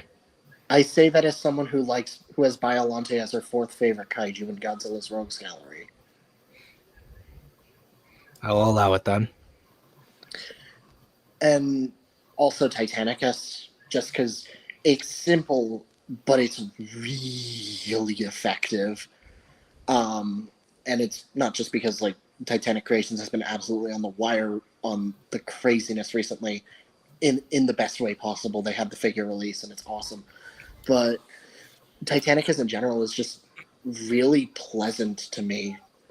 And also kind of holds a soft spot in my heart alongside Nemesis Nemesis just because I very heavily hold her character in high regard and in a way kind of relate to her. Titanicus because he was responsible for probably my favorite video I've done on YouTube and is just one of my biggest obsessions with kaiju. And then one that I'd love to shout out just in general is the Gigabash roster. Oh yeah, Rawa. Yeah, not just Rawa, all of them. Or as I say, Asian Zogura. You need to draw Zogura versus Rawa. Mm-hmm. But every single kaiju that has been designed by the Gigabash team is simultaneously classic but distinct. Each of them fits their respective role, but stands out in their own way, and it's just so much fun. They're just so much fun. So I think that's kind of it. Alrighty. Yeah. Well, I guess that wraps it up for the stream here. I guess I'll say one of my favorite shows, as I've said before, Godzilla the series, I think all of the designs in that show do a very good job of implementing classic sci-fi with like the campy science of the 90s. Some of my favorites are Crustaceous Rex, the Technosentient, and then let's see, what's another one? The Shrewster. Shout out to the Shrewster, best design in all kaiju fiction. Hey, bro, put in work. All right. Well, thank you guys for coming on to the DrawCast as always. If you guys want to shout out anything or shill, feel free to do so. I'll give the floor to you guys, and then we'll wrap it up. I'll let Minecraft go first. Okay. I have a YouTube channel, Minecraft World 1954. Vic showed it earlier, kind of, where I have the meme that was shown at the start alongside a bunch of other videos. I recently posted a edit/AMV about like featuring Titanicus in order to promote the figure for Titanic Creations, which also go check them out. They do good work. And I also have an Instagram. I have Kara, though I haven't really been on Kara recently. I need to transfer my artworks there. And then I also have Blue Sky, which I semi-frequent. So, yeah. And then for recommendations, go watch Dead Sound's Terrible Lizards. In fact, just his Dinosauria series. In fact, just go watch his stuff, period. He does great stuff. And check out all the artists that we mentioned or featured on this cast. A lot of them, pretty much all of them, do great work, and just supporting small artists is just fun. Also screw AI. Pick up a pencil, you cowards. And I am Zimzilla. You can find me almost anywhere. Just add an OG in front of it on Twitter, a YT behind it if you see me on PlayStation, although I primarily play PC now, which is just Zimzilla99. And I take commissions. I do working on videos and stuff. Become a patron if you're being super generous. That's on my YouTube as well. That's where I'm going to be posting the videos as well as sample chapters for Kaiju Quarantine, my Kaiju novella. And yeah. Awesome. Of course, you can find me here on the Kaijunaut channel where we talk about all things kaiju, arts, media-related stuff, whatever I like, mostly. You can find my commissions on Ko-fi or Coffee on my page there. You can just go to Twitter on Vic Monstrous or Vic's Monstrosities. That's my handle pretty much anywhere else. As well as we are only like 4 subscribers away from 400 subscribers total. So let's get those numbers up. And then let's see what else. Stay tuned for more DrawCasts. I'm going to have more special features coming on. And then I am also working on a Cryptic Happenings podcast number 2. I'm thinking of doing it to be UFO themed. So if any of you guys want to hop on for that, we're going to be basically talking UFO stuff. Yeah. Also, I think one recommendation I would say for that, maybe see if you could contact OmniViewer to join, because he had his own UFO sighting at one point. So maybe he would have something to say. Yeah, I would definitely love to have him on if he still likes me. I think he still likes you. This is one thing. It's a 98 related thing. I think he got mad at me for something. I doubt Omni actually got mad at you. There's one thing I'll say about Omni. It's that he's not someone to be. He's not a mad boy. Yeah, no, he's passionate, but he's not angry. Mm-hmm. Alrighty, sounds good. I have no bad blood with Omni. Love the guy. So I subscribe. Yeah, but with that, thank you to all the Kaiju Seekers who stopped by and watched the stream. Shout out to Zimzilla, who was my number 1 fan in the chat. And then with that, peace out. Until next time, over and out.